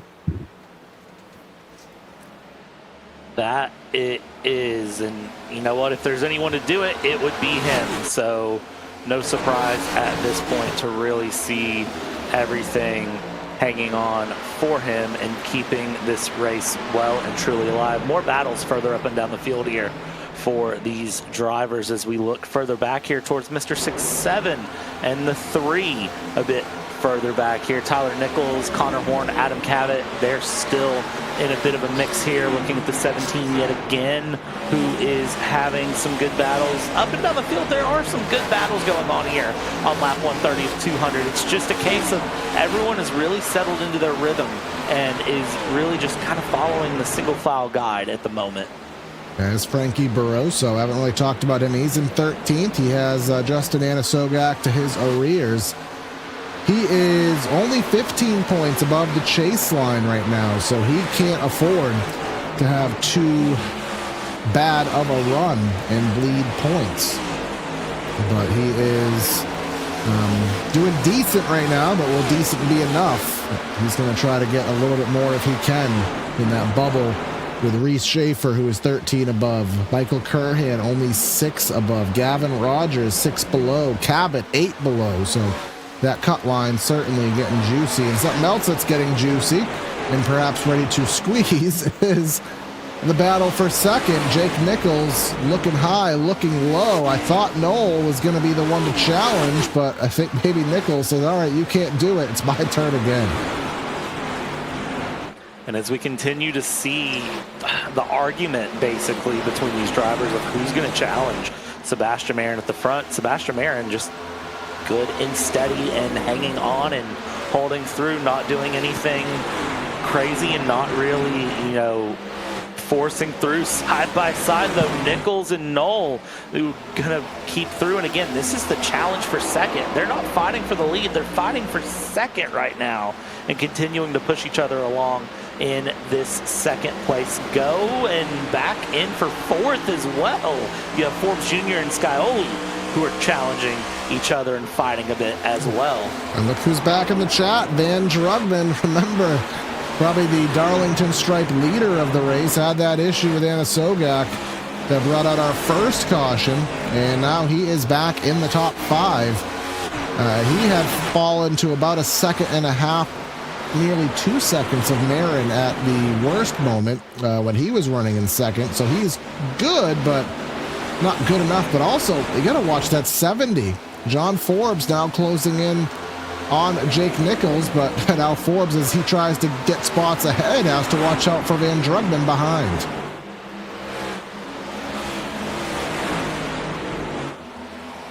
So many good fights up and down through. Van Drugman trying to work back up into the front here, able to work that outside line and get past John Forbes. Now has Seth Knoll and Jake Nichols to get by ahead, who are very, very strong drivers. And well, it doesn't really matter when the entire field is smacking the wall on the exit of 2 and just working that right-hand side of the car. I really wish that in iRacing we could see just how well that stripe develops throughout the long run of a race, because turn 2, some of these drivers just absolutely backhand that wall. It's not even like a gentle smack. NASCAR 99 on the PlayStation 1 would actually put paint on the wall that was actually matching of your car color. So it was possible back in 1999. So just little interesting tidbits of information here, as that's Jacob Harberts going another lap down after that damage that he did incur. Apparently he was hit and was dead sideways in turn 3, and now he's dead sideways in turn 1. And if I think he alt F4'd, which means he force closed the iRacing simulator, which so he didn't cause a caution. So that's a very respectable move, but what in the heck caused that to start with? Well, let's see here. He was really low off the corner. Not a lot of... Oh, my gosh. Okay, well, 6 one way, half dozen the other. Now, know what we always say would be predictable? No, I don't see why he would block the 70. Was he trying to get out of the way and Forbes went the same way at the same time? That's my only guess, but not what Harberts wants to see. But again, we got to appreciate the Alt F4 exiting the simulator before he went onto the track, both for safety reasons, not to cause a huge wreck, but to also continue the green flag flare of this 200 lapper. Something that we will have to consider at some point, as we are in the window to make it to the end. Now, we saw Marin trying to save. I mean, can he go 60 plus 28, 88 laps? I highly doubt it. But again, this is the risk, Brad. We know there's a second and a half on the table fall-off wise. You can get that tire overcut or undercut, whichever it is. But what if you pit and the caution comes out? It's such a risky decision. That it is, but you got to roll the dice somewhere. You got to make a decision eventually, and well, I wouldn't want to be the one to make that decision. That's where you're kind of relying on your teammates and your crew and everyone around you to help make that decision and kind of soften that blow for when you make that decision, if it's right or wrong. Looking at this battle for second here, looking at laps. Last time through, fastest of the 3 cars in second, third, and fourth was actually that third place car of Jake Nichols. Not by a lot, but just by enough, about a half a tenth, making all the difference here last time over. And again, they are just fighting with that dirty air, but Marin not going anywhere. He's staying within a half second, 3/10 of a second here, now getting by. That is, I believe, actually, I can't quite tell who it is. That's Christian DeBoer. Getting far to the inside. He's 4 laps down, as we still do have 27 drivers here on the lead lap. We have 3 drivers off the lead lap. Senesac down 3, DeBoer down 4, Swan down 7. Jacob Harbour, it's Philip Gronin, The Moose, Hayden Swank, Garrett Grant, and Jeremy Miller, all retirees here in the Darlington 200. Of course, we'll be live again tomorrow night here, same time, same place. Oh my gosh. Jarrett Talmadge, and that will take out all of that strategy. And it's always interesting when they wreck on the straightaway, Brad, because usually that means... Oh, this wasn't on the straightaway. It was kind of exited the corner here, battling with AJ Stravato. All right, let's take a look here. Down to the inside, trying to get past Stravato. A little bit of contact. The wall saves Stravato. And, well, Stravato returns the favor.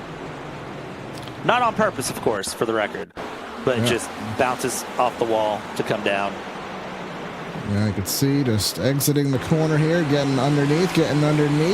No.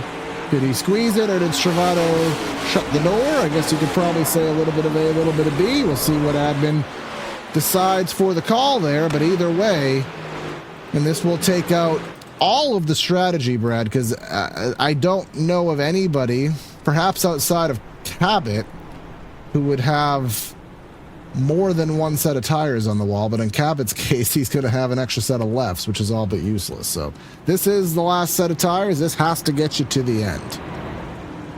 Yeah, and it definitely should get you to the end. It's a little bit easier said than done to get you to the end, but it's not going to be impossible. And look at Marin there, tapping a bit there with the number 1 of Seth Knoll as they go into the pits side by side, then get back in single file. And, well, if there's ever a time to make sure you nail a pit stop, it is right here. This is the most important pit stop of the race. And let's see how the drivers nail it. Seth Knoll, very clean in the box. Right side goes up, and, well, I would imagine the left side will go up as well. Looking up and down the pit lane, I would say for everyone, it's going to be right side up, then left side up, and then shake it all about and get your car back on the track. Absolutely. Admin are calling that incident a racing deal, which I feel is highly appropriate because wasn't really straightforward either way. But here is going to be the battle out of the pits. I mean, Marin hasn't... Oh!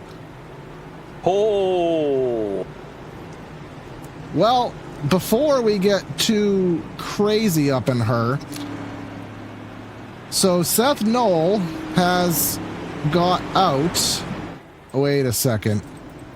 No. Wait. No.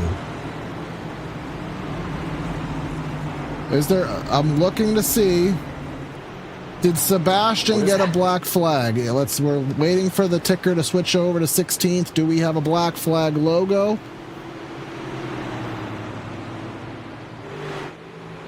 Because he is bleeding spots.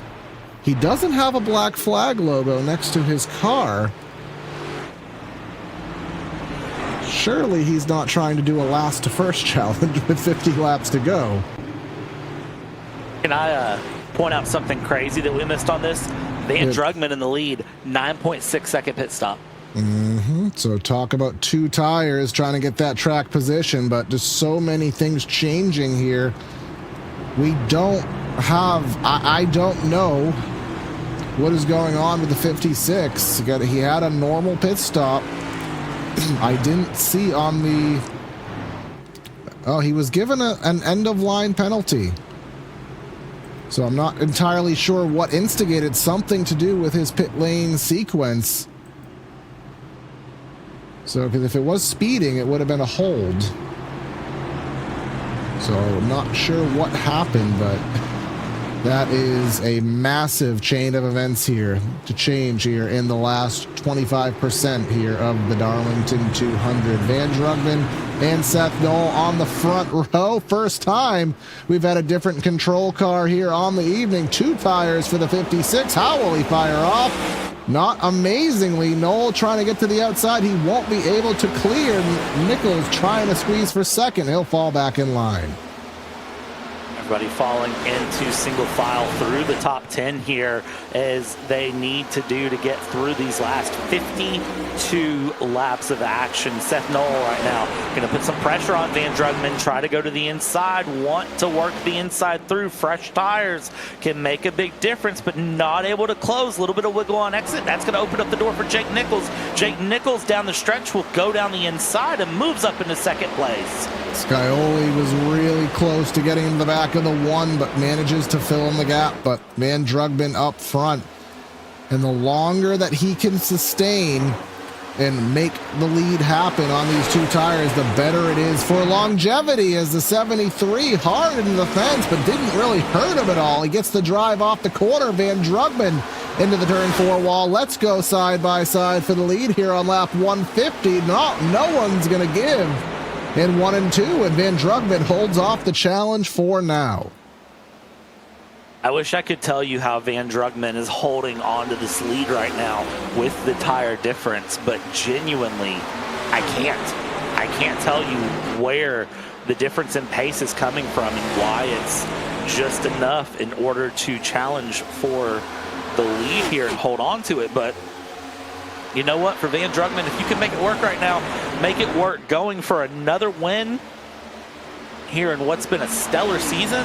I mean, for Van Drugman right now, probably in the most opportune position to make that happen. And I am getting, again, I have a nerdy here providing me with some back-end stuff, because, again, I don't race as often as I used to. And it says that speeding is an end-of-line penalty under yellow, so you have to infer that he felt the pressure Sebastian did to beat Knoll out of the pits. And it is possible sometimes, Brad, when you have that number 1 pit stall, you see how short of a distance you have to that cone, and you think you might just be able to flat-foot it and peel out to get there, but sometimes you get there a little bit too quickly. Yeah, I mean, even I've done that once or twice. You see that short run and you think there's no way that I'll get up to pit lane speed by the end of this. And unfortunately, the answer is always going to be a yes, you're going to get up to speed before it's all said and done. So you just have to be careful. And it's such an easy mistake to make, unfortunately. And, well, it has dire consequences. It does here, as, again, every lap that Van Drugman is able to maintain the lead, the easier it will get to hang on, because eventually Nichols is probably going to abuse those tires and they will semi-equalize. Again, right now that 73 still clearly has the advantage. So surprisingly, Knoll in the 1 has fallen back. He's under fire from Scioli. Also the 70 of Forbes, who we know has pace. Logan Helton, Michael Curhan, highest he's been on the day. Reese Schaefer. Talked about Frankie Barroso. He was outside of the top 10. He's now finds himself in the top 10. And then David Weishart, who I believe was caught with the pit cycle during one of the yellows, but he has gotten himself in a solid top 10 position. I do believe you were correct with that as well, but as you said, sitting in a great top 10 position here. Jumping back up here towards Jake Nichols, holding into second place. There's a bit of a gap that's built up between second and third now, which is allowing a little bit of breathing room to be had up in the top 2, and I think that's just what they need, is a little bit of breathing room to sort of settle themselves out. Everyone there, third place back, really starting to find the battle. Top 2, I think, just going into the end of this race, if you're Jake Nichols, I'm sitting in the rhythm, and I am just letting Van Drugman, putting enough pressure in to make Van Drugman really run these tires out. I think that was the lights clicking on here at Darlington with 40 laps to go. This is now officially a night race here, as you can see the shadows emitting, and that track temp likely going down and down. Actually, it's only gone down 1 degree since last we checked, but it should be exponential. Of course, the track heat that these cars are putting into the surface, it does actually have a subsurface effect. So they are actually heating up the surface underneath the asphalt. I think 6 feet below the surface, iRacing models the track temperature. So as night hits, that surface heat will rise, so it will cool off slowly, but it will indeed still cool off, and we'll see these lap times maybe not get faster and faster because we don't have any more fresh tires, but should see some more grip to avail. But Van Drugman doing a bang-up job to hang on. Sebastian Marin has only managed to get up to the 15th spot.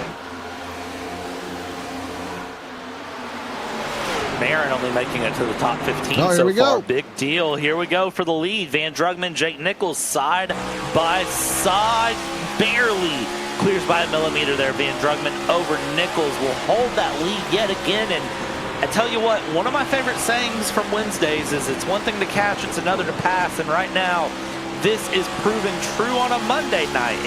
You're catching, Jake. You just need to get past Van Drugman, which apparently is easier said than done. Well, Van Drugman is doing the Logano and just purposely trying to make the lane that Nichols wants to work his lane to put as much dirty air on the nose. Because again, the longer that Nichols stays in second, the harder it's going to be for him to make that pass. And well, if he does that, Nichols will be able to make the pass, scraping the turn 1 and 2 wall, adding to the stripe collection here. But let's bring up the lap times once again. Really curious where Noel stands in this mix. He was the fastest last time by a skosh.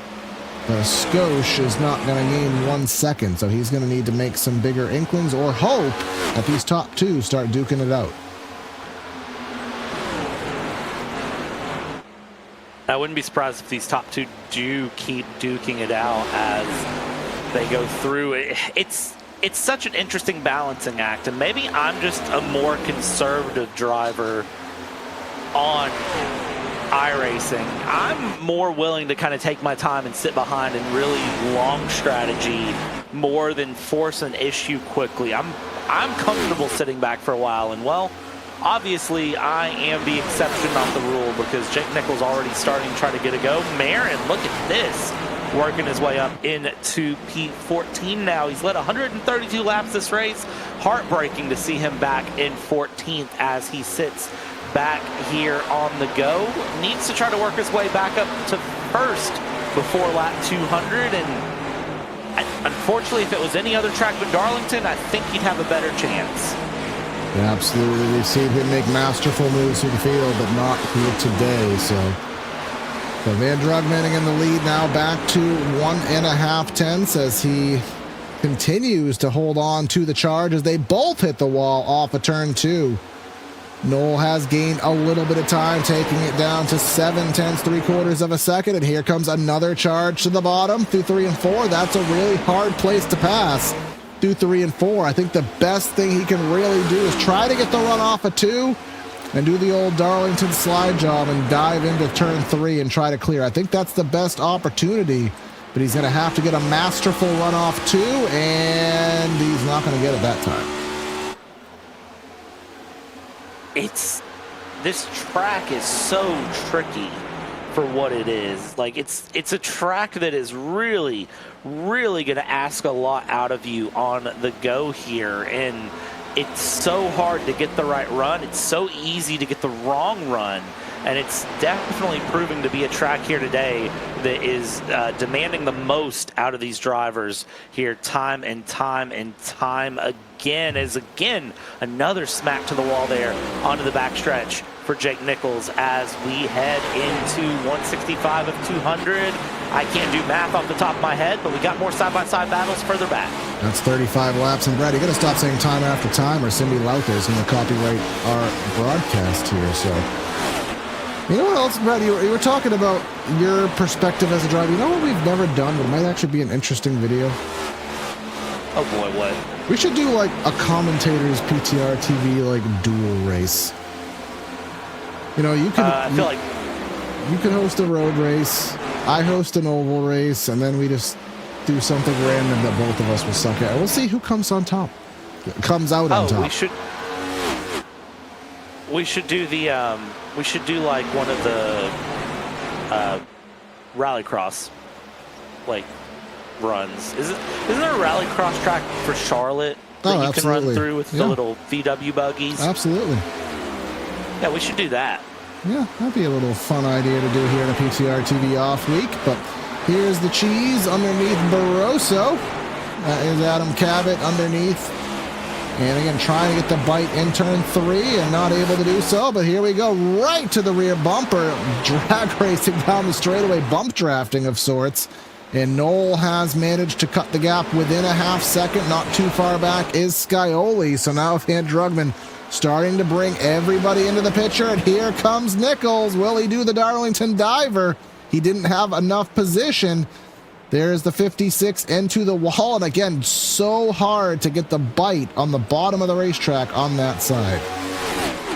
I mean, he's got to go for it. That's the thing. Going for it, trying to get the bite, doing everything right, but unfortunately just not able to get the pass done. It's one thing to catch, it's another to pass. I genuinely feel like I'm on a Wednesday night stream right now, as many times as I've had to say that here tonight, but it's just the nature of Darlington.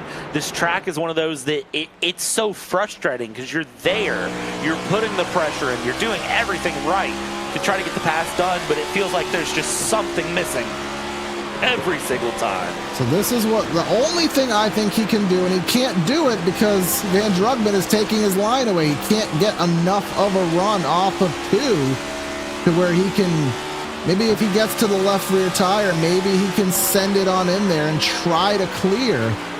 But Van Drugman is just masterfully taking the air off that 73. We talked about how important clean air is. Now he has a hell of a run. He's going to get a run off of 4. And can he send it on into turn number 1?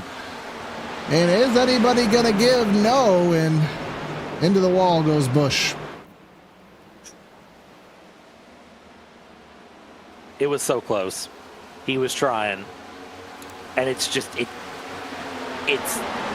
I think at this point, the bigger question is, does he have the tires to do it more than anything? He's got to be careful at this point about not pushing so much that he's ruining his car and taking away tires and any chance that he might have for anything else later in this race. You've got to really, really watch out for that.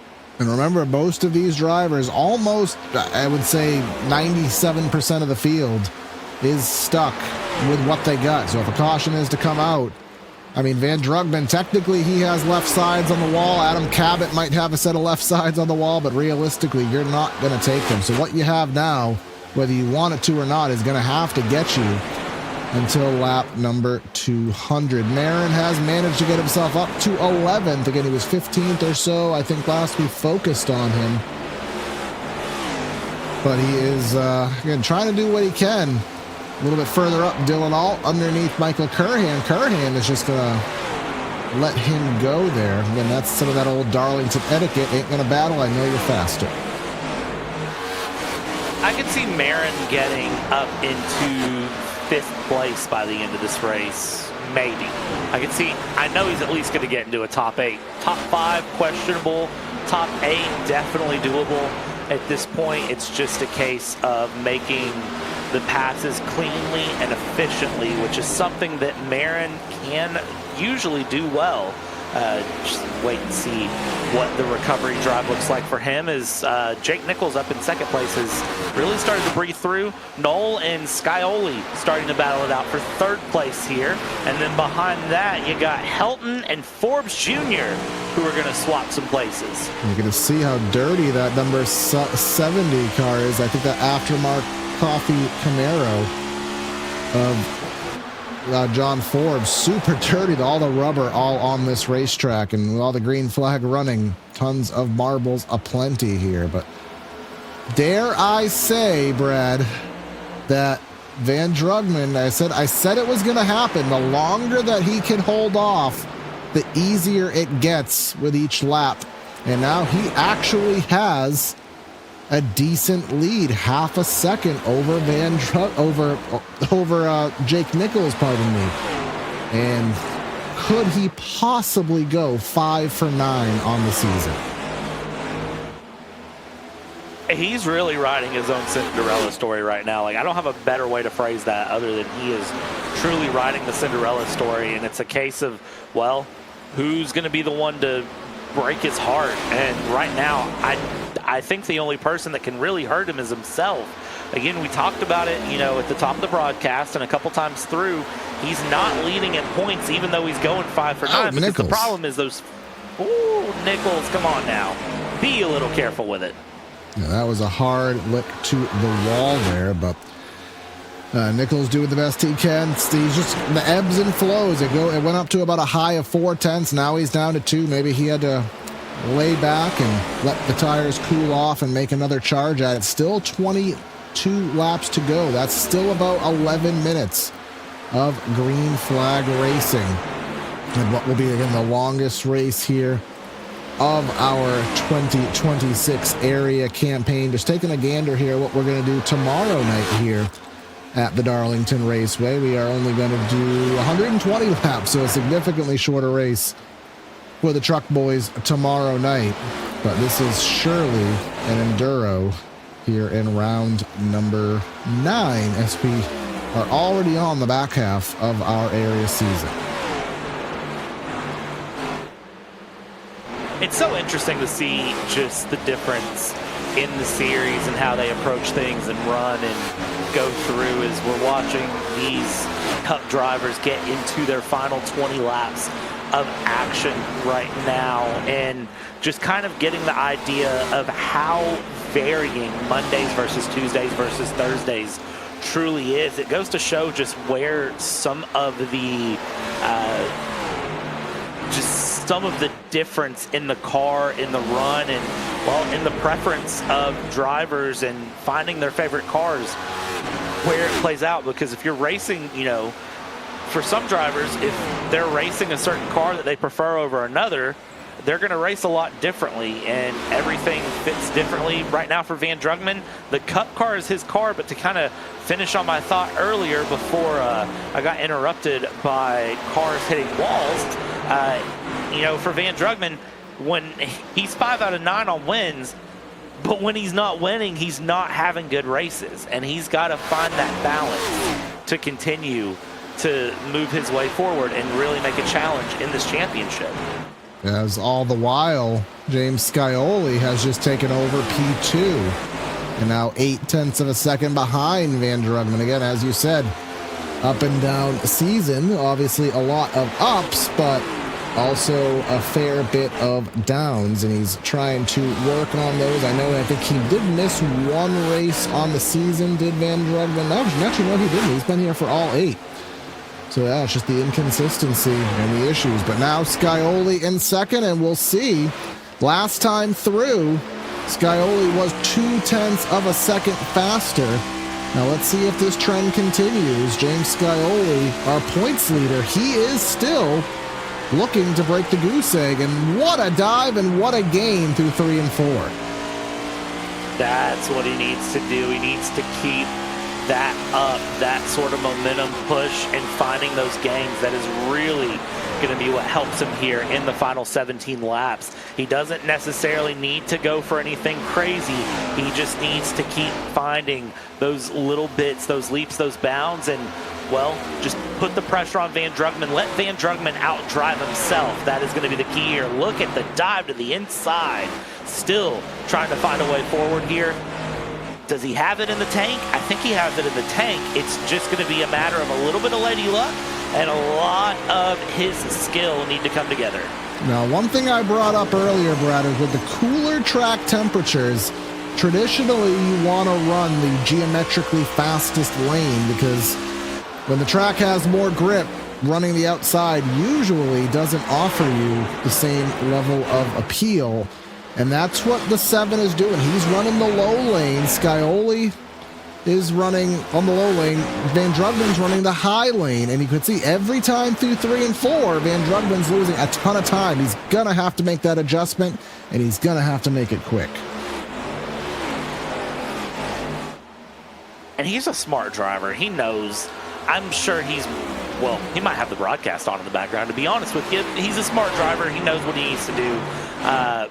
but I think there is a little bit of saving tires and saving the car a little bit that's coming into play with this going through these final laps, where he's having to balance that through. But again, you know, I hate to bring up the fact he's 17, but this is also one of those things. Younger drivers, sometimes the tail end of these long, hard-fought races, that endurance being left can be a big challenge. And, well, if that's the case, then it can make or break his race. Here's Scioli with a little bit of a dive to the bottom, and you have to remember, too, the two tires. Perhaps he knows that that bottom is faster, but perhaps the car just won't run down there where it stands at this point in the run. Maybe that's the only place he feels comfortable, but we know how difficult it is to pass down there, so even leaving it open, maybe the risk is still worth the reward. There's a lot of contact there, and just in front, I think that's Christian DeBoer. That's putting some dirty air on the nose of that number 56, and here comes Scioli with a dive to the bottom, trying to shut the door. Super close quarters. This may be it for Scioli. Let's see if he can dive and clear. Traffic making all the difference. Who would have thought? But Scioli not able to clear, slots back up behind Van Drugman, and now is going to wait till they get a little bit closer. Needs to try to use lap down traffic as a bit of a pick here. Just force Van Drugman to be stuck behind and see what you can do here. But the 55 here, the blue tip pool builder car pulling all the way down low, not going to give any opportunity. Oh, no, Dylan Alt. Dylan Alt did an Alt F4. Again, so much respect being shown by these drivers tonight, not wanting to affect the outcome of what is looking to be a really good finish here. It's a huge slide. He could tell he was probably going up the track. He exited the sim. He didn't want that to throw this race astray. Second time we've seen a driver do that. Full respect given to Dylan Alt, although unfortunate because he was in the top 10, but now we come down to within 10 laps to go. Van Drugman has held the challenge from Jake Nichols. He's held the challenge now from Scioli. Sebastian Marin, you predicted he would get himself up to 5th. He's up to 6th. There's Scioli with a dive, but we know how difficult that move is. Can he sustain? Can he hold the position? This may be it. I think he can dive it here. Let's see what he does here. Van Drugman trying to pinch a little bit. You can see there coming down. Here we go, down to go on. Oh. You can't dive in deep if the driver you're trying to battle with drives it in just as deep, if not more than you, and that will create a little bit of a gap. Jake Nichols just lurking back there, 0.8 of a second back, just waiting for something to go asunder here to give him maybe a chance. Are we queuing up one of the 2003 finishes here? Look at the back of the shot.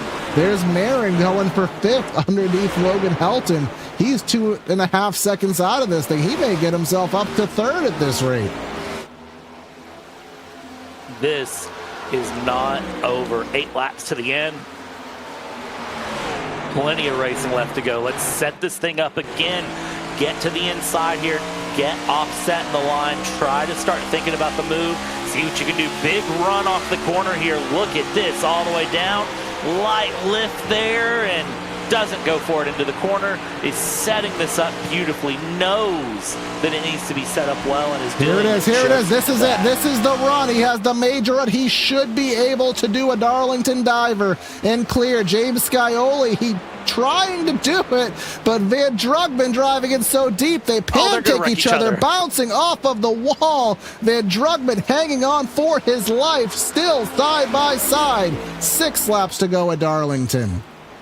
These two are going to wreck each other because neither one wants to lift out of it. And look at that, pinching all the way to the wall, holding right on that corner panel. Van Drugman now trying to cut down, trying to defend.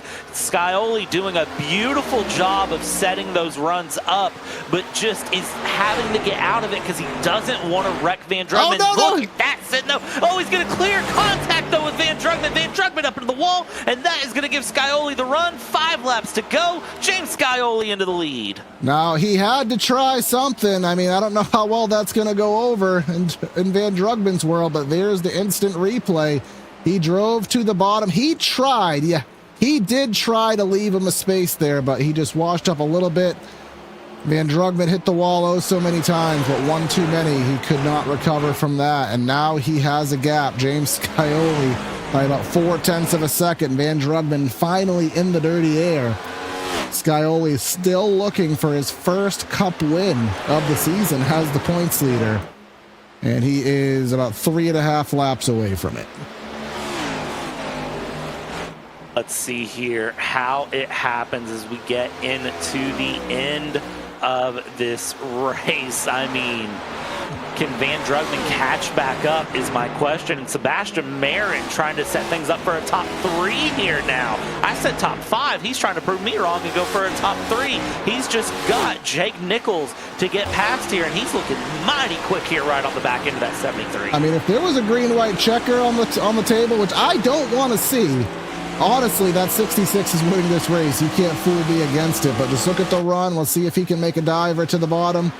Seth Knoll, who I gave so much credit for, thought he was going to be the one to win this race, but if Sebastian did not, but not able to do it. But look at Sebastian, just able to drive to the bottom in 3 and 4. We have not seen anybody be able to do that, Brad, with speed. Drive to the bottom and then as easily clears. That's just, nobody can do that tonight. I don't know what he's got in that car that's letting him make that difference, but doggone me, he is absolutely having the run here. But Scioli somehow getting past Drugman. Well, not somehow. I mean, we saw how it happened.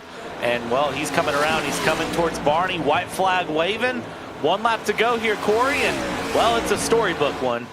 Now the Darlington 200 here for the Area Cup Series, brought to you by the Studio Temporary, has been largely clean and green. Sebastian Marin dominated the race, but even himself found a chink in the armor and managed to get a speeding penalty. Drove up to 3rd, but that opened the door for Van Drugman, who wasn't able to hang on. Scioli with the dive. He managed to get the lead, and he's going to come off of 4. James Scioli, the points leader, breaks the goose egg and wins here at Darlington.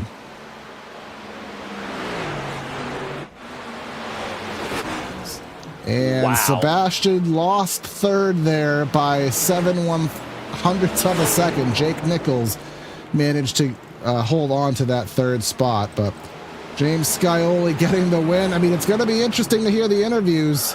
Van Drugman knew how cleanly Scioli raced him. I don't honestly think he's going to be that upset with that contact, because Scioli could have did a lot worse if he wanted to. But it was a hard track to pass, and you know, you got to do what you got to do sometimes.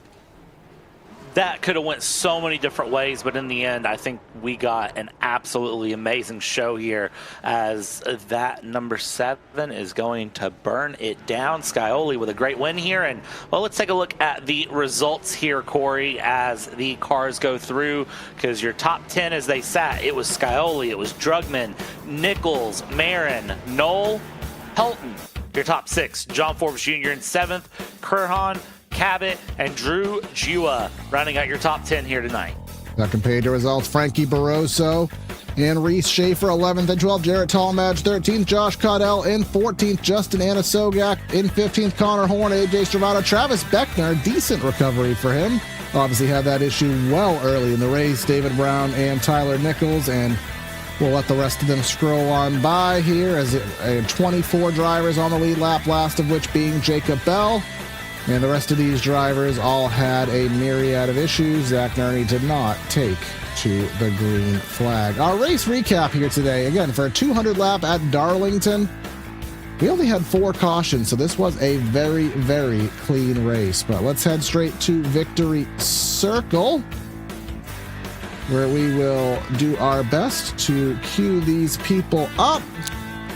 And we do have James Scioli, so a very, very long enduro here at Darlington, James. Of course, Sebastian opening the door with that speeding penalty, but you had to fight and fight and fight, and you finally got by Van Drugman, albeit with a little contact, and you get it in Victory Circle. How you feeling, man?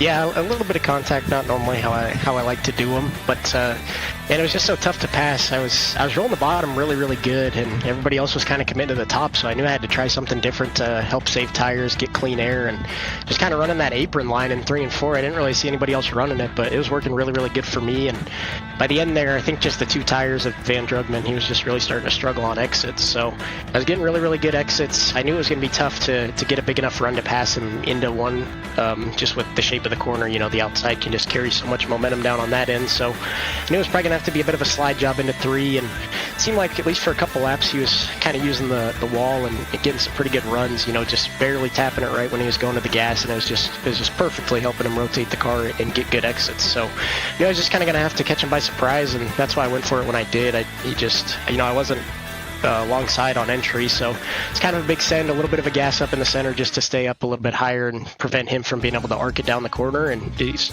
just gave me just enough to motor on and keep rolling. Absolutely. Of course, well, you did start 13th here in the race, so not the primo starting position. And of course, with a long race, one of the few races where tires really weren't aplenty. You really had to manage them over the course of the race. But do you feel like if you maybe had prime position to battle with Sebastian, that perhaps you could have raced him one-on-one? Because it seemed like you and Noel and, of course, Van Drugman all were pretty close, but never really had that even battle. Yeah, it's tough to say without ever being up by him. He's insanely fast everywhere, right? So it's tough to say if I would have been able to keep up with him. Maybe if he did 2 tires and I was on 4, maybe it was kind of a similar situation. But without being up there and really racing him, it's tough to say. And clean air plays such a big factor. If you can get out front, you just save your tires that much better and keep them that much cooler over the course of the run. Absolutely. Well, as the points leader here in the Cup Series, you break the goose egg, you get the win. I'll give you the floor for any shout-outs you want to give. Yeah, first I want to give a huge shout out to Nico Garcia for the paint scheme. Obviously not too much of a throwback, but wanted to throw back to Kyle Busch's last Dover win. It's been an interesting last couple weeks in the sport, so I felt it was only right to honor Kyle in some sort of way, and it was awesome to see all the Kyle Busch throwbacks out there. So shout out to everyone there. Big shout out to Solar Flare, finished 1st, 3rd, and 5th. So another great team points day as well. Shout out JWR Race Cars, Sim Speed Shop, Solar Flare Shop for being on the car, and hopefully we're talking to you guys again on Thursday. Absolutely, right here at the same track. We'll see if you could duplicate it. Good job, man. All right, thanks, guys. And now Van Drugman up with Brad with a 2nd place here on the evening. Van Drugman, lots of laps led, started 2nd, and in the end, it's 2nd.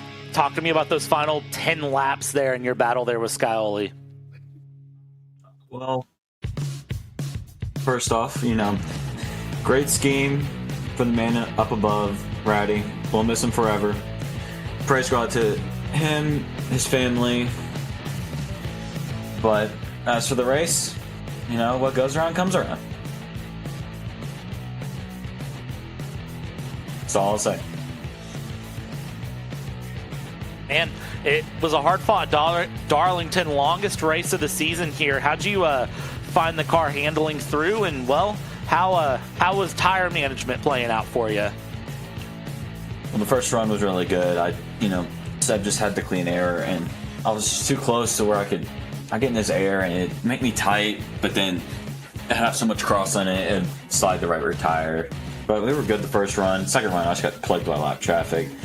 And then tire setting was a big thing. Clean air was even bigger, though. I know I took 2 tires because I was in VC with Seb, and he sped. So I'm like, okay, well, I'm going to try to take 2 and hopefully get track position. I did. Just 50 laps was a little too much. If it was more like 40 laps, that would have been way more doable. But it wasn't. And, what goes around comes around. I'm looking ahead to Daytona Road here in 2 weeks' time. How do you feel about road courses, and, well, what do you think you're going to be able to bring to the table for 42 laps there? Road courses are my bread and butter. They're my go-to. If I need an up week, road courses, I just go to a road course. But Sonoma, Dillon was really fast, so I'm going to really have to hone in on the lap time there and just hope, it's enough. But thank y'all for broadcasting. It was a lot of fun, but it's a shame, man. One of the 5th one. Absolutely. Well, Van Drugman, man, congrats on the second place. Hard fought through, and, well, we'll catch up with you again here soon. All right, thank you. Corey, I believe you've caught up with third place, Mr. Jake Nichols. Now, Jake Nichols in a very close finish there with Sebastian for the podium, but you edge it out there to put that 73 in the third spot. Showed some speed, showed some opportunity to, battle for the win there at moments, but just seemed like you were just missing just a little bit of something. Just kind of summarize your night for us. The car just, I don't know, it was really weird. Some runs it kind of felt really good for us. Some runs it just 180 completely. The last run right there, it was just so tight, and it's so hard to pass that I was trying. I felt like I was way faster at the time, but it's just so hard to pass. I don't know if Van was hitting the wall, but on our ends he was hitting the wall on our screens every single turn. So it's like, it's hard to judge, where he's at, where he's going to be. And the bottom just didn't seem to have the grip late to really make a pass full on without really doing what James had to do.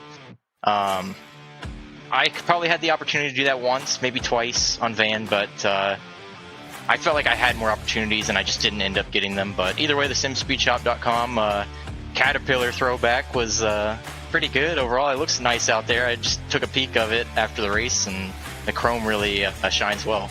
Yeah, I was debating whether to do a Ward Burton accent, but I spared everybody because that would have went absolutely abysmally. But obviously coming close to the end of the chase here, and you are still looking for that W, but you're clear with a good spot heading into the chase. But Daytona Road, a very unique and unused track coming up in 2 weeks' time, Kansas and Dega. So how are you feeling about getting yourself cemented for the chase? Well, I like Daytona Road. I think road course wise it's probably my best shot right now on the game. Dega's obviously Dega, we've won there a few times actually, and really our team has, because Tyler has as well, but it's so unpredictable. I mean, you can't really do much there other than just hope and pray. And Kansas is usually pretty good for solar flare in general, so hopefully we can show up there and get some sort of momentum, whether it's on this in this next gen or on Thursday as well. We're usually really good at Kansas. So hopefully either way we can just keep the momentum rolling. We've been pretty consistent, which is nice. So to be where we're at in points with no wins, something we'll take and keep moving forward and try to win. Yep, and of course we'll see what iRacing throws into the curveball category with the build in 2 weeks' time, but we'll see what happens. But any final shouts before we let you go? Just simspeedshop.com, Solar Flare Shop. Like always, and JWR race cars. Obviously we're running the Fords over here with solar flare, but it's ironic I'm running the Toyotas tomorrow and with TCE Sports and the Coke Series, and then we got Chevrolet on Thursday with Lucky Ducks Motorsports. But just thanks to all my team, and we ran a great race overall. Hats off to James for winning in the Kyle Busch throwback, and it was very last minute putting that car out there, the truck that he just won in, but he pulled it off and pulled one out for Rowdy there, and thankfully Solar Flare could be on top one more time. Absolutely. Great job, man, hanging on for the podium, and we'll catch you soon. Thank you. Well, Brad, we obviously the longest race of the year, but we found ourselves into a doozy. Thought we were headed into a Ricky Craven, Kurt Busch battle, but Scioli able to fight his way through for the win with a few laps to go, and I guess we'll be in for some interesting racing with Van Drugman. Maybe he'll cool off, or maybe he'll be setting sails. Yeah, I think that's the unhappiest we've ever heard Van Drugman in an interview, especially for a second place. He was not thrilled at all. And, well, tell you what, next race out, of course, All-Star next week. But then get your popcorn buckets, because it seems like we're in for a doozy heading into the championship. Of course. Well, make sure you like, share, comment, subscribe here on PTR TV, and consider following on Twitch. The $5 a month, double points, custom emotes, and eventually you can get those points into free merch. We'll be back tomorrow with the Area Truck Series as well as the Triple Bypass ARCA Series. Wednesday is Elbows Out Road Course Racing. Thursday is the Florida State Builders Pro Series. Busy time here on the channel. Would love to have you in the audience enjoying this racing along with us. But that's going to be Corey and Brad signing out of the booth. Have a great night, and we'll catch you next time. See you.